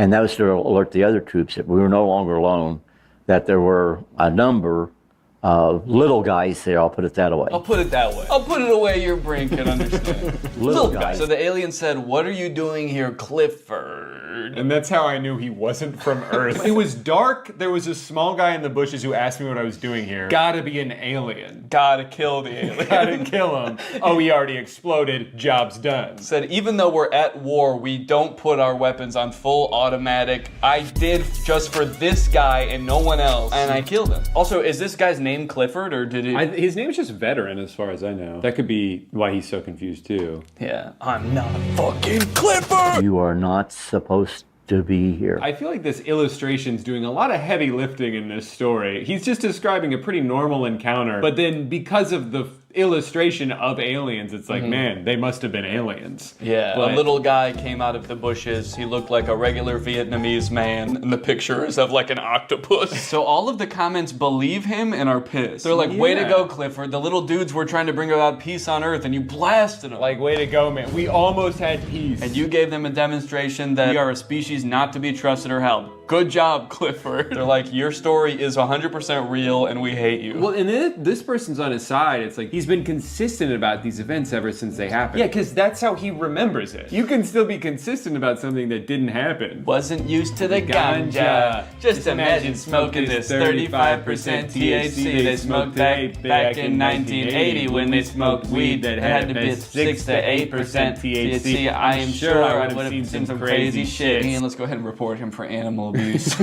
More like plant abuse, because he's smoking the shit out of that ganja. Ganja! Someone explains who are the gray aliens. Okay, well that'll be helpful because the last one was about the gray aliens. How exactly do you become an expert in that? Do you think it's Clifford again? Yeah, well he definitely seemed to have a lot of expertise because he saw them with his own 2 eyes. And he shot them with his own one gun. Gray aliens are perhaps the most commonly encountered extraterrestrial species that we know, named for the coloration of their skin. Oh, they're gray aliens because they're gray aliens. That they've been hybridized multiple times, and we're seeing a lot of different types of features. So there's a basic... I can't get into them now, but we're seeing many types of features. As this is only a YouTube short, I simply don't have time to go into great detail. Wait, my son got kidnapped by them. When he was 9 years old, he was missing for a day. He told us that they have created us humans and need to create more humans in other planets and need his blood. I believe my son. Let's click on this guy's profile. Bullying his son. My son played with them when they abducted him, and he confirmed that they acted like little children. And they said, Clifford, what are you doing here, Clifford? Aliens think everyone's name is Clifford. Oh, what up, Clifford? Welcome back, Clifford. I think every human they see is the same human that they just saw. Good, you look very different today, Clifford. What a strange planet only inhabited by one man named Clifford. Who changes shape every day. Don't shoot me again, Clifford. Your bullets have no effect on my robot body. But they have extreme effects on my feelings, Clifford. It's the intention that hurts. As my son has mentioned, when he was inside the ship... As my son has mentioned countless times, my son, who's an expert, 9 years old, got abducted. It's a computer-based reality which they created long ago, and many souls were kidnapped and then put inside these machine bodies, so they used what is known as spiritual necessity. Do you think this guy's ever done drugs? No. He's too busy. He's trying to get his son back from the aliens. I believe him because they were in my house around 1997. Unfortunately, I panicked so badly they didn't speak. I regret it now. I might have gotten answers, but I couldn't believe what was happening, and I had 3 little girls asleep in the house. Two of mine and one of my best friend. Huh? Wait, I had 3 little girls in the house, 2 of mine and one of my best friend? I think his best friend was a little girl. Yeah, my daughters were hanging out with my little girl best friend. They have so much in common because they're the same age. And when the aliens came in, I panicked. Because I didn't want them to wake up, my best friend. So yeah, I guess aliens, the little gray guys must be very shy. Because if you panic a little bit, they're like, oh, sorry, Clifford. We'll come back later, Clifford. We have to go now. We are gray. So now it's just these two talking to each other. Yeah, what, did they visit you again? They told my son that they will come again, but they didn't come anymore. He saw a tall man with blonde hair. Okay, wait, hold hold on. So the story is falling apart a little bit. He's like, yeah, he saw all aliens. And it's like, okay, well, there was one blonde guy. One guy with blonde hair. And I guess some of the aliens they kind of looked like they had regular hair on their head. They had regular Vietnamese hair, and they were just short little guys. Speaking Vietnamese, I couldn't understand a word they were saying. It was like some sort of foreign language to me. I shot him. My bullets did have an effect on them. I'm writing this from jail. Your son is wrong. At least mostly. I can confirm there was a tall blonde guy. Wait, also report encountering tall, chalk-white, blonde-haired, blue-eyed, barefoot. Barefoot. So he's saying that people who were abducted by the gray aliens often report the presence of a Drew-like entity as well. Yeah, and that is how they refer me as the Shining One. And they do not blink. But I don't know, I blink. What was it that you said to me when I started recording this video? No blinking, it's disrespectful. No blinking, it's disrespectful. I have to go. I've been found out. I never should have agreed to do a conspiracy video with you. It was only a matter of time. Yeah. Channeling Bashar has definitely changed my life in profound ways. Now, again, not everyone has to believe that Bashar is real. That's good. Yeah, that really works out for him, whether you believe me or not. That's the great thing about being crazy, is that you can believe whatever you want, and even if other people don't believe it. Even if it makes no sense, it doesn't matter to you. So he delivers information, which he sometimes calls an instruction manual or the formula. And when people follow it as precisely as possible with an open mind. That's such a great caveat to say that if they follow it closely with an open mind, then it will work. Because if it doesn't work for someone, he would just say, well, your mind just wasn't open enough. You clearly had some reservations about it. And that's the only reason it didn't work. And Bashar could tell. Yeah, he's very skeptical with people. How to channel Bashar. So it looks like there's only one person in the world who even thinks Bashar is real. Shirts. He has one shirt, but it changes colors when he channels Bashar. Would we go insane if we saw a video of Bashar? That's a great question. I was wondering if we would go insane if we saw a video of you. Of you? Oh, he's channeling Bashar. So I think Bashar is speaking through him. It depends on the mechanism used to capture the image. I mean, I have to imagine that there is some pre-existing lore about Bashar that if you were to see his face, you would go insane, and that's why he has to be channeled through people. Right. And so that's why she's asking this question. I like to imagine that she just came up with this out of nowhere off the top of her head. Hey, I really love everything you're preaching here today. I just want to know, like, would someone go fucking crazy if they saw Bashar in real life? And he's just like, it depends. It depends on if they have an open mind or not. Also, BasharStore.com?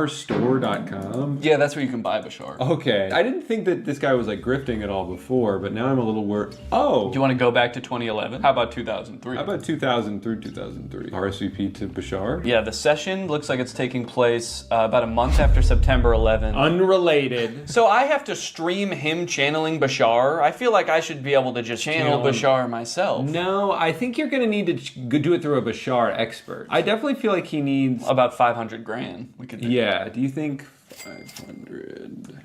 While your video technology may be capable of capturing certain extraterrestrial beings, it couldn't capture. My eyes roll back in my head. It's just coming from my mouth. While your video technology... Oh my God! Donate $5 million to Bashar. Make it a monthly donation. While your video technology may be capable of capturing certain extraterrestrial beings, it couldn't capture us. You would see nothing but static. So it's not even that you would go insane if you saw it, you just wouldn't be able to see it. I think his answer changed as he answered. He was like, well, maybe. It depends if you use film or digital, because film, you wouldn't be able to capture me, and digital, you wouldn't be able to capture me. Yeah, and if you were using like an iPhone, then it would just be static. Yeah. It would just be a static image of Bashar where he flipping you off. Nice try, asshole. I'm going insane. Another type of recording? Maybe. Maybe not. Depends. Depends on what? Oh man, how much money do you think these people paid to go ask this guy questions? As much money as Bashar wanted, man. All right, well we can move on to a different conspiracy at this point. What do you think? Wait, I got to channel Bashar. He's just flipping me off. Oh, he says I can watch it. Okay. But don't look at him or you'll go insane. Okay. One sec. I'm getting a call from Bashar. No, don't. No, he's FaceTiming you. Don't answer. Drew, have you ever heard of dowsing? Oh, is that what Mormons do instead of sex? That's soaking. No, what's dowsing? Dowsing involves 2 rods, which Mormons are not allowed to do. Not even after marriage. No rods. No 2 rods. rods. 1 rod, 1 hole, never 2 rods, never 2 holes. I'm not exactly sure how it works, but you hold these 2 rods like she's doing here, and it's gonna She like asks questions and it answers for her? Yeah. Do you have those rods? Yeah. Hold that and hold, close your eyes and hold it. Okay, well, let's watch this just so you can see. Okay, we'll watch it to see. Government planning to use Project Bluebeam to fake an alien or spiritual event. No, thank you. Right off the bat, I like how much lore is required to even understand her first question. Well, yeah, the first thing was, is the government going to use Project Bluebeam? And I don't know what that is. To create a fake spiritual or alien event. I don't know what that is. Well, the answer was no, so you don't have to worry. Okay, good. That's a relief. It's a lot of research I don't have to do. Does the human work best without any clothes? No answer. What does she mean work best? Like it's a product she just bought from the store. Is this human gonna work if I put clothes on it? How do I get this human to do what I want it to do? Do I take its clothes off first? My human don't work because of wearing clothes? Yeah, yeah. I had nothing to add to that, sorry. Does space have wormholes? Yes, thank you. I'm curious who is providing the answers. Maybe she's connecting with some kind of spirit or a alien, maybe? Yeah, who is she asking ultimately? It's not aliens, it's just the rods. So Reiki, energy work, and spirituality. So is she connecting with a ghost? Like a spirit? Oh. How the fuck would they know if there's wormholes in space? Well, because they died. And they went? When you're dead, when you're dead, you find out. Okay, so she's holding the rods. She's communicating with ghosts. The ghosts are just sort of like coming up and going this way, or they poking it the other way. Yeah, sometimes they actually go like, yes. Yes, humans do work better naked. Plot twist, she is being answered by her own subconscious mind. Man, that would be a crazy twist. That would be crazy if she was actually just kind of like making this shit up. That's the last thing I'd expect. Does she sell the rods, or is she like that other guy where like only you can't use the rods, only I can. You can't communicate with Bashar, only that guy can. Yeah, sure, you can hold the rods, they're not gonna work. They're not gonna answer your question. So when she posted this over a year ago, it was already on sale to $14. Now $11. They just keep getting cheaper. Wait, 99.9% copper. What's the other? What do you think the rest is? Bashar. 0.1% Bashar dowsing rod. For ghost hunting tools, divining water, treasure, buried items, etc. Oh yeah, I've seen these used for ghost hunting and like finding things. So you go like, is the treasure this way? And the rods go. Are they magnets? I don't know. Go on YouTube and search like treasure hunting with dowsing rods.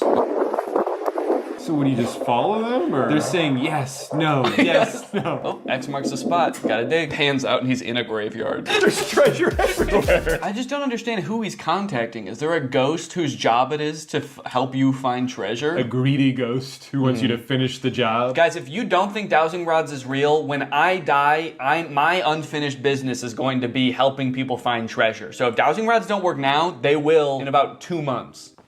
2 months?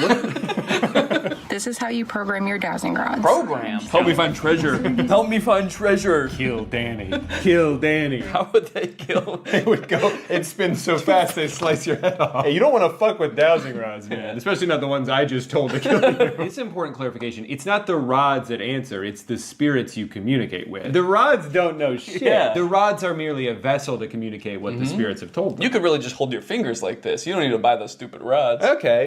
Spirits. Am I in love with Danny? Spirits. Kill Drew. Everyone's yes and no is going to be different, so you should ask your rods to show you a yes. Can you show me a yes? A dead bird falls from the sky. Thank you. Oh, so it has nothing to do with... Okay, I can put those down. Dowsing twig. Oh, you can use just a dowsing twig, according to Wikipedia. Oh, could we make one ourselves? As long as it's L-shaped. You got anything L-shaped in here? No, only W's in here. Chat, spam W in the chat. Chat, spam W in the chat. Spam W in the chat. Chat, I'm recording another video over here. Just chat, spam W in the chat. Spam. Yo, you been live streaming this? Yep. At twitch.com/Danny. Chat, kill Drew. Go chat. Keep Drew alive. All right, let me see if I got anything L-shaped in here. No, I don't think so. Oh, it's too bad. Yeah, sorry.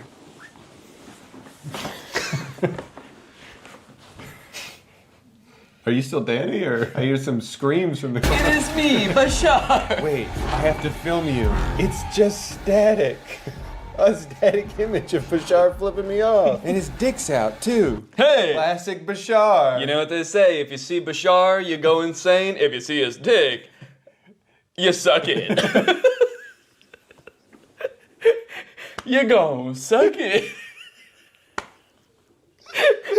Yeah, that's what they say. If you see Bashar's dick, you gon' suck it. That's what he said in the video. Oh yeah, no, I saw. It was on the YouTube short. He said, yeah, it depends on the type of video technique, and if you see his dick, you go suck it. That's it. Just how to chug a pint of any liquid in a second. You can drink anything in one ginormous sip. Was it coming out of his nose? And that wasn't the drink, that was blood. Do not do this. I said, if you guys live in this private jet for 100 days, I'll let you keep it. It's a really nice. If you guys can survive this video of Bashar, I will give you $5 billion. Well, just a warning. If you see his dick, you gon' suck it. You scared of Pepsi?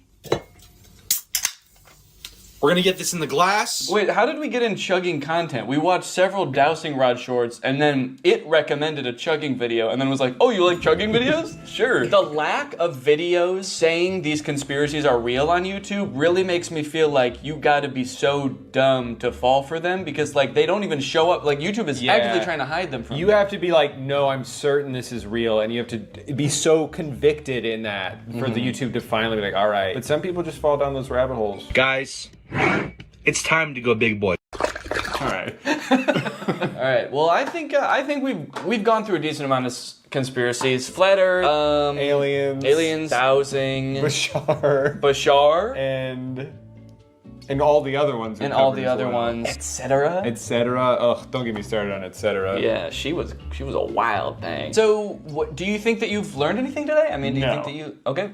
See you guys next time. What's up, Greg? If you've seen my video about the Disney Channel original movie Zombies, then you know I have some deeply troubling feelings about that movie. It's a very poorly made, weird, cobbled together metaphor for racism, and on top of that, a lot of the lore surrounding the zombies doesn't make any sense. So I ended up walking away from that movie feeling like I had so many unanswered questions, which is why when I found out there are 2 more movies in this franchise, I was honestly thrilled. I could actually get some answers to my questions. They'll dive into the lore a little bit deeper. Then I watched the movie and realized that was a very dumb assumption to make. This movie does not answer any of the questions that you might have had about the first movie. In fact, it introduces a whole bunch of new lore that like is even more confusing and also kind of contradicts with the lore from the first movie. Now, all of that might lead you to believe that this movie is gonna be really bad, like even worse than the first movie. But honestly, this movie is not that bad. Also, it has 100% on Rotten Tomatoes, so technically speaking, this is a perfect film. So strap in and get ready, because I don't know if you've ever seen a technically perfect film before, but this is what one looks like. The movie starts off right away, changing the lore that we all know. Welcome back to Seabrook, where belonging is everything. It wasn't always this way. There was a time when we had to protect ourselves. Right, we all remember that. In the first movie, you explained how the power plant blew up, zombies invaded the whole town and started killing and eating people. How could we forget? Legend has it that when the first settlers came to Seabrook, they found wild beasts with sharp claws lurking in the forest. Wait, so these beasts are different beasts? These are a different sect of beasts? Which sparked an epic battle. There was a war? Seabrook settlers bravely fought off the monstrous attack and discovered a powerful energy source. And that mysterious power source basically powered the entire town until that one fateful day when it blew up and created beasts. Different beasts. These are different beasts than the beasts we just saw. This is a very beast-heavy town. The beasts were a distant memory. Seabrook forgot monsters could be real. So, hold on. You guys didn't think to mention this during the first movie? How could you tell us a history of Seabrook and neglect to mention the battle with mythical creatures that transpired? What else are you hiding from us? And what about this mysterious power source that runs the entire city? Don't you think during the 200 years since this happened, someone should have like looked into this, made it a non-mysterious power source? They were like, we'll call this beautiful land Seabrook. We'll build a school to teach our young, a hospital to treat our ill, and a power plant that might blow up. We do not know. Because of the events of the last movie, now all the zombies are allowed to commingle with the humans. It seems like things are really on the up and up. It's hard to believe there was a time when people were afraid of zombies. Crazy thing to say for someone who has for sure eaten his neighbors. Also, we saw what you did to people in the last movie, dude. It's not hard to believe at all. I'm still scared of you. Then we check in on Addison, who you may remember from the first movie by her platinum blonde hair that for some reason in this universe makes her some kind of sick, disgusting freak.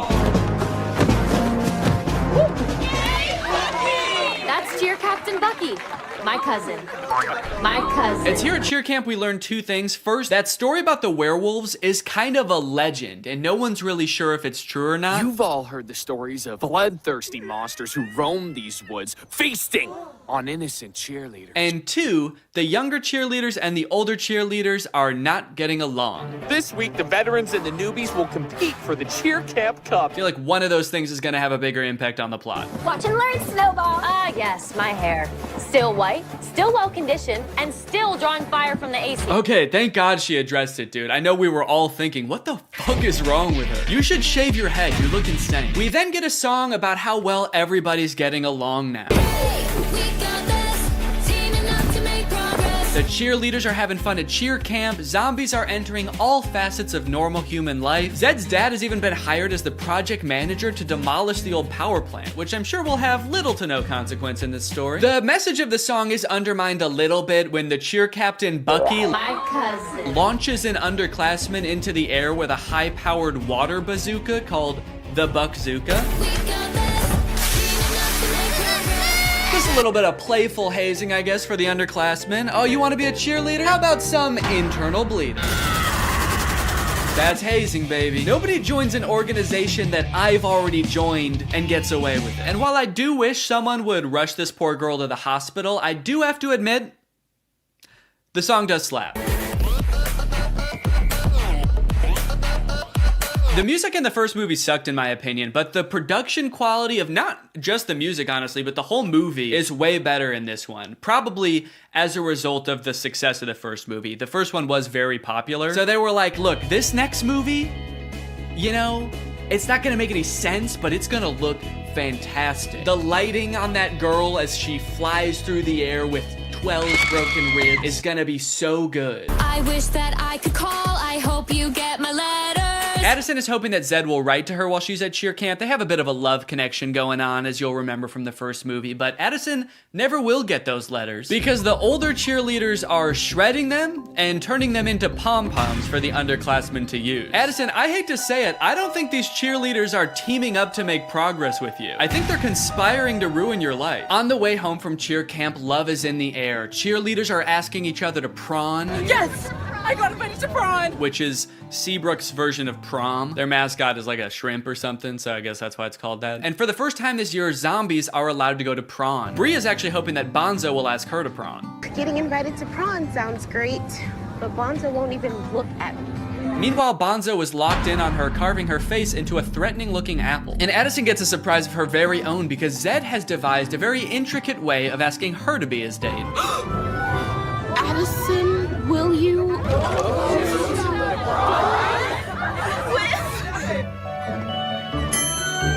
Zed! Uh-oh. Uh-oh! Zed's not supposed to be there! He's supposed to be floating over there. Zed!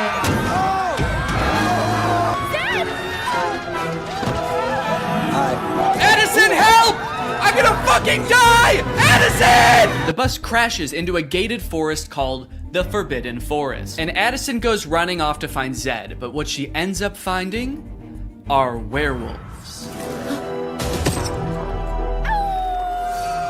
We're surrounded by werewolves. So here's where the movie started to lose me a little bit, and I know this is a perfect film, so this is probably something wrong with me, but I feel like when I look at these werewolves, they're not werewolves. They're just teenagers living in the woods wearing dead animals. You might be thinking, okay, these are people who are gonna become werewolves at some point. No, these are what the werewolves look like. They even go out of their way to show a full moon in one of the shots to be like, no, this is as werewolf as they're gonna get. These are outdoor teens with dead animals on. That's what werewolves are. And that's just how it is for the entire movie. And on one hand, I guess I understand because like true to form werewolves would probably be super expensive to do and make look good. But also, you guys didn't have to make a movie about werewolves. That was your choice. You already had a whole universe with zombies in it. You didn't have to add another creature. Or you could have kept the movie exactly the same as it is and just not called them werewolves. You could have made up a new creature. Just called them outdoor teens. It would have made sense. But no, you had to drag werewolves into this. You said this movie will be about werewolves. It will be an integral part of the story. And our costume budget will be $4. A few scenes later, a werewolf sneaks into the town of Seabrook and finds a drawing of like an actual werewolf that Zed's little sister drew. And he takes it back to the other werewolves and they all start making fun of it. Looks nothing like us, Wyatt. It's like they're trying to gaslight us. Werewolves don't look like this. Werewolves never looked like this. You'd have to be some kind of dumb, uneducated zombie child to think that us wolf people bear any resemblance to those half-wolf, half-people. After word gets out that Addison had this encounter with the outdoor teens, the whole town is a mess. Dad, everything is fine. It's not fine. There are werewolves circling us right now, waiting to attack. They jump to the conclusion that the werewolves want to attack them so bad. Addison leaves the interaction totally unscathed. They didn't do anything to her, but the whole town, even the zombies, are like, ooh, the werewolves want to kill us so bad. We better kill them first. And eat them. Typical zombies. So the leaders of the town decide to reinstate all emergency monster laws. All anti-monster laws are reinstated. This sets up one of the big conflicts in the movie because, as you know, Addison wants to go to prom with Zed, but one of these anti-monster laws is that zombies aren't allowed to go to prawn anymore. Zombies can't go to prawn. Ouch. And when I say one of them, I firmly believe that is the only emergency monster law. It's the only one they talk about in this entire movie. They let so much else slide in this movie, but that's the one thing they're like, no, we cannot have zombies at prawn this year. Ouch. You'll see in a bit why that's so strange, but right now we gotta go check in with the werewolves because they're setting up a conflict of their own. And you know we don't have much time. Our necklaces are almost out of power. So the werewolves all wear this stone around their neck. It's called Moonstone, and it's sort of what gives them their power. I guess it's like some kind of mysterious power source or something. But it turns out that like 200 years ago, somebody or some group of people stole all of the Moonstone from them. So their reserves are running low and they're all gonna like die because they don't have their Moonstone. But some of the werewolves think that Addison fulfills a prophecy that the werewolves have about some white-haired lady who's gonna lead them to more Moonstone. This is the kind of lore that gets you a 100% on Rotten Tomatoes. Even if the girl is the Great Alpha. A girl? The Great Alpha? I'll believe it when I see it. Even if the girl is the Great Alpha, how do we find her? I found this in the woods. It's hers. We'll track her down with our keen sense of smell. It says Seabrook High on it, so I thought we might just look there. Kinda seems like they will use any excuse not to show the werewolves do anything werewolfy in this movie. All right, we've gotta find this girl. How would werewolves accomplish such a task? We could use our wolf noses. What? No, what is wrong with you? No! We could ask around? Yes! Also, for those of you wondering, yes, that is baby Ariel from Musical.ly. She used to be like the most followed person on Musical.ly. I always wondered what happened to her. I guess she lives in the woods now. We find the girl, and if she's the Great Alpha, she'll tell us where the Moonstone is hidden. We go in the morning. We go tonight. That's right. They're not gonna wait around. They have to go tonight. So they march out of the Forbidden Forest, down the streets, and into Seabrook High, singing about how they own the night.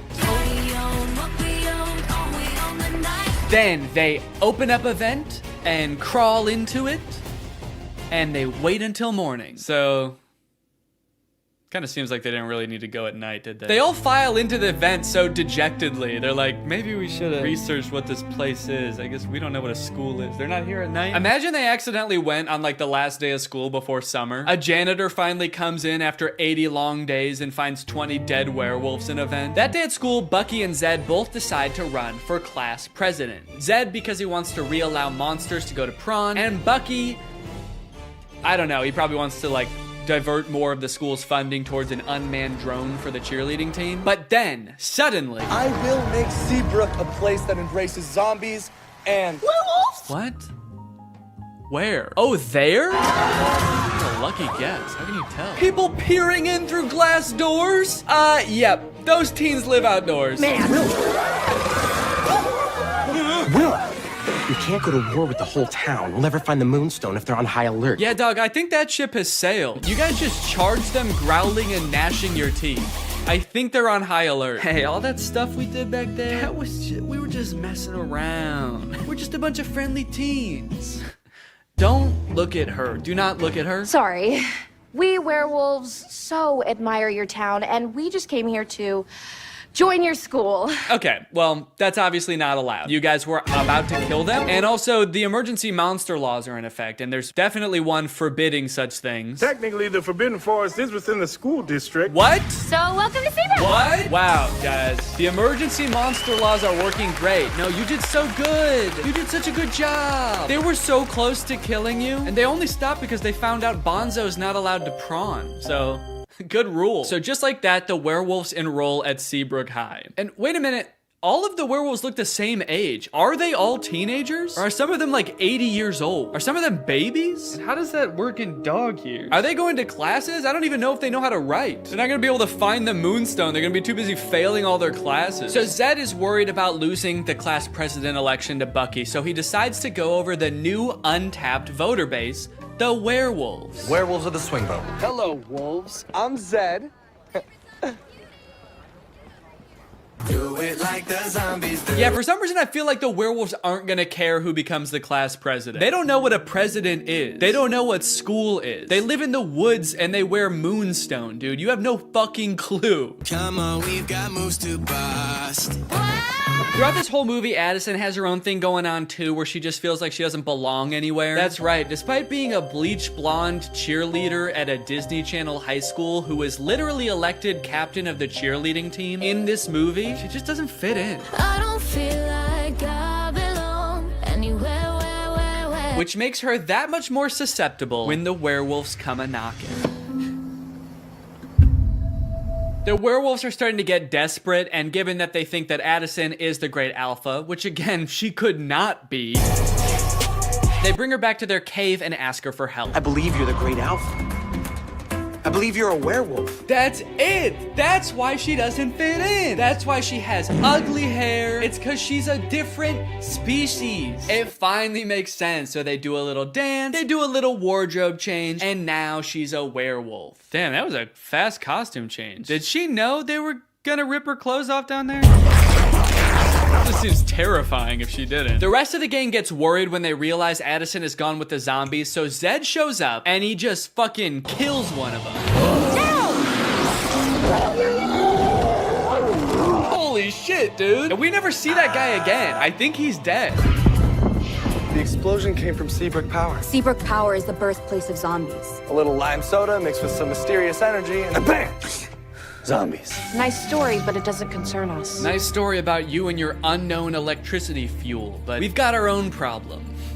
We're looking for a mysterious power source. But it does concern you, Willa. That could be your moonstone, right? Oh shit, she's right. So for the rest of the movie, Addison is like pretending to be a werewolf. She shows up to school the next day and she's like, I'm a werewolf. I've always been a werewolf and I've always known I was a werewolf. Addison, if you ever expect to be cheer captain... Well, maybe I don't.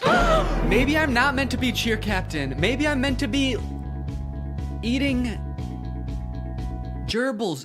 What do werewolves do? I actually don't know what they do. I know I am one, I just don't know what we do. Then we get the presidential debate between Zed and Bucky, and this is how all presidential debates should go. I'm a real human. There's no danger in that. They're real monsters. Man. What if they turn back? There should be singing, there should be choreography. One of the sides should be claiming that the other is a dangerous beast. And President Biden, how would you respond to that claim? He wants to eat me! He's trying to fucking eat me! The demolition of the power plant is imminent, so the werewolves rush there to stop the mayor from destroying all their moonstone. Via song?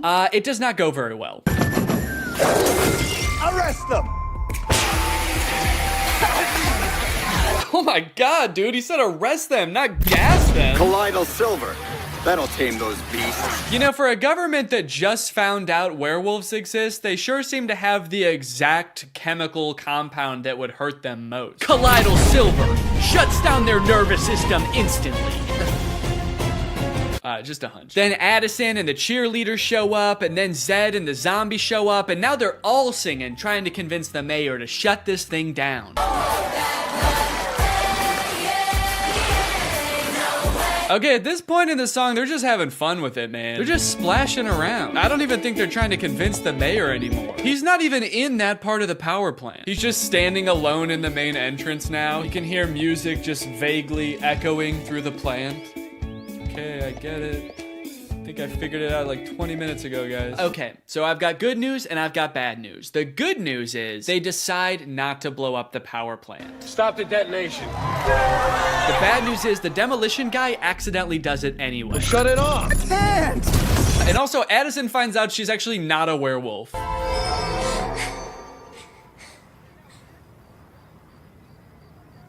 Am I? Bree's like, I don't know. They sort of just look like regular people to me. You look like a teenager who lives outside. She's not a werewolf. Oh, that's so embarrassing, dude. We all saw you act like a werewolf. You dressed up like one and everything, dude. No! Don't worry, this movie does end with them finding a way to access the Moonstone underground. They transport it to Prawn, and then they dance all night in the iridescent glow of this mysterious power source that is surely exposing them all to a dangerous dose of radiation. And then at the very end of the movie, they hint at another sequel, which seems to have something to do with aliens. Weird. And that is Zombies 2. And now it's time to talk about our sponsor. This video has been sponsored by...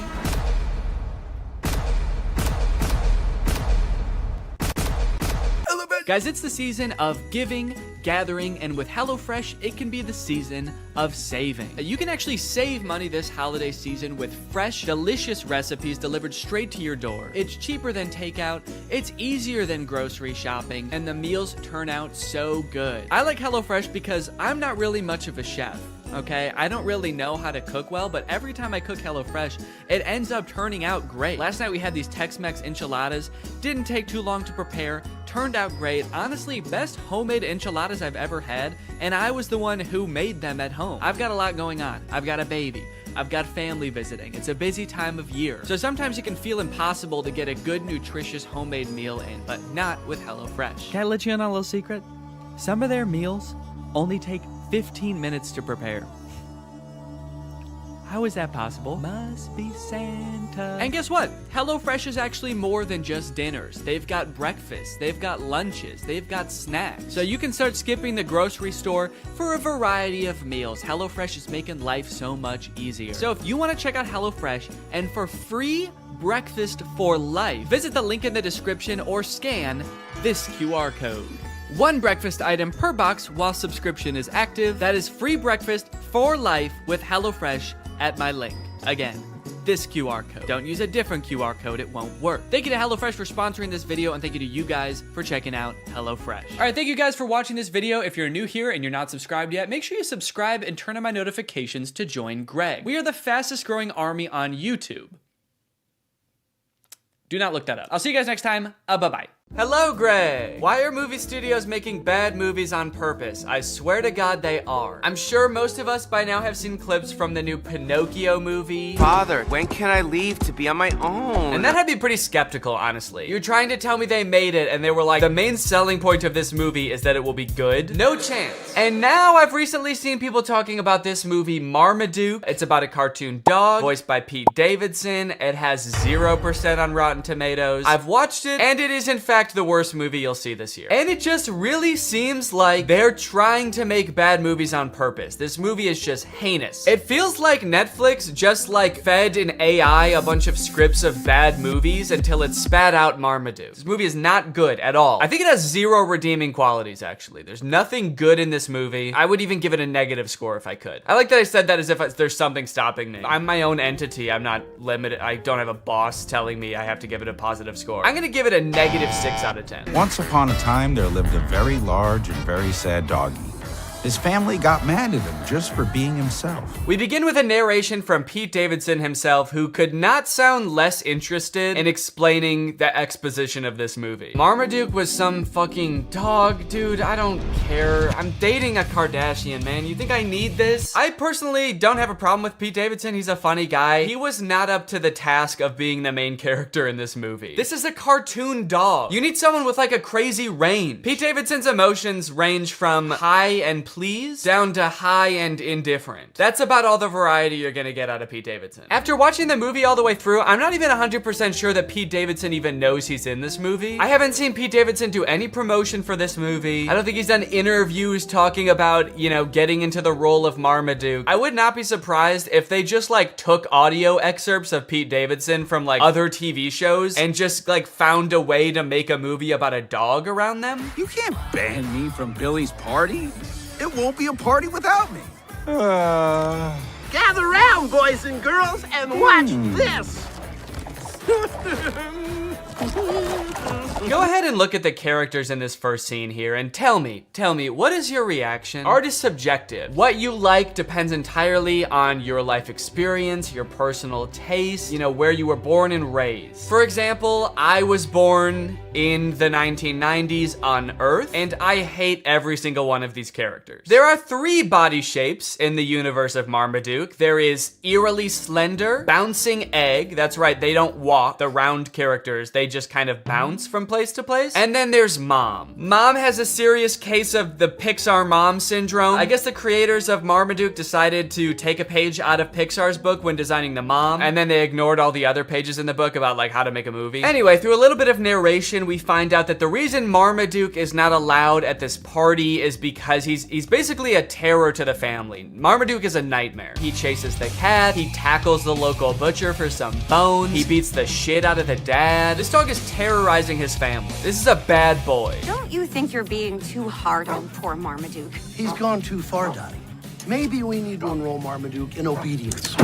As if this family wasn't going through enough already, dude. Look at the dad's nose. Look at his nose to arm ratio. He doesn't need this right now. He's got bigger fish to fry. His nose is about 3 times thicker than his arms. What the hell? Compare that to Marmaduke. And the shot where he's just beat the shit out of the dad for his comfy chair. He's jacked. He looks like a kangaroo. They're living with a wild animal in their house, and this dad's arms are made out of wet spaghetti. And Marmaduke has the audacity to be upstairs in the window like, come on, let me into the party. What is it, cause I like steak a little bit too much? And it's like, no, dude, you keep beating up my family. You killed our youngest daughter. But Marmaduke's not trapped upstairs for long. He decides to start chasing a bee around the room that he's trapped in, and the bee goes through the window, and then Marmaduke like crashes through the window, and he lands in the pool, which causes like a mini tsunami in the backyard.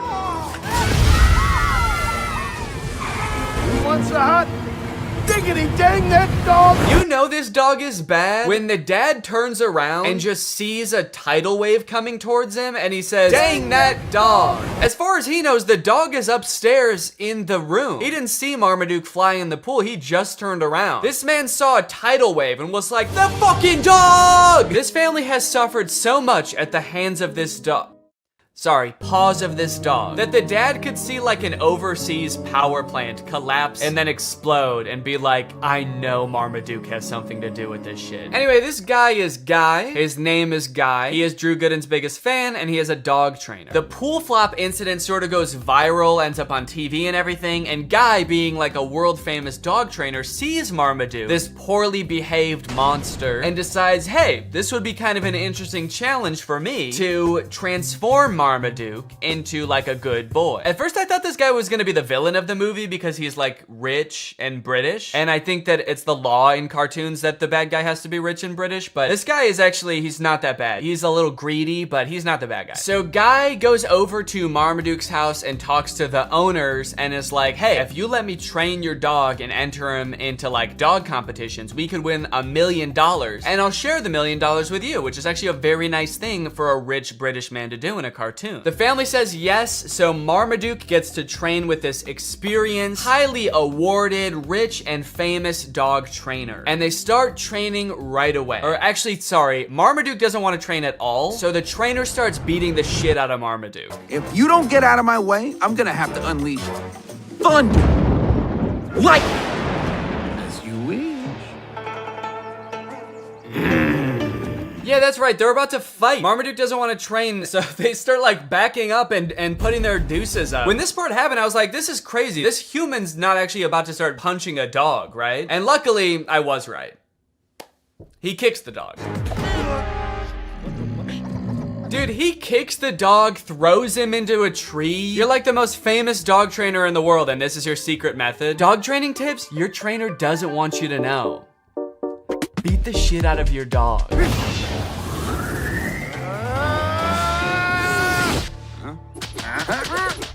That's enough for today. That's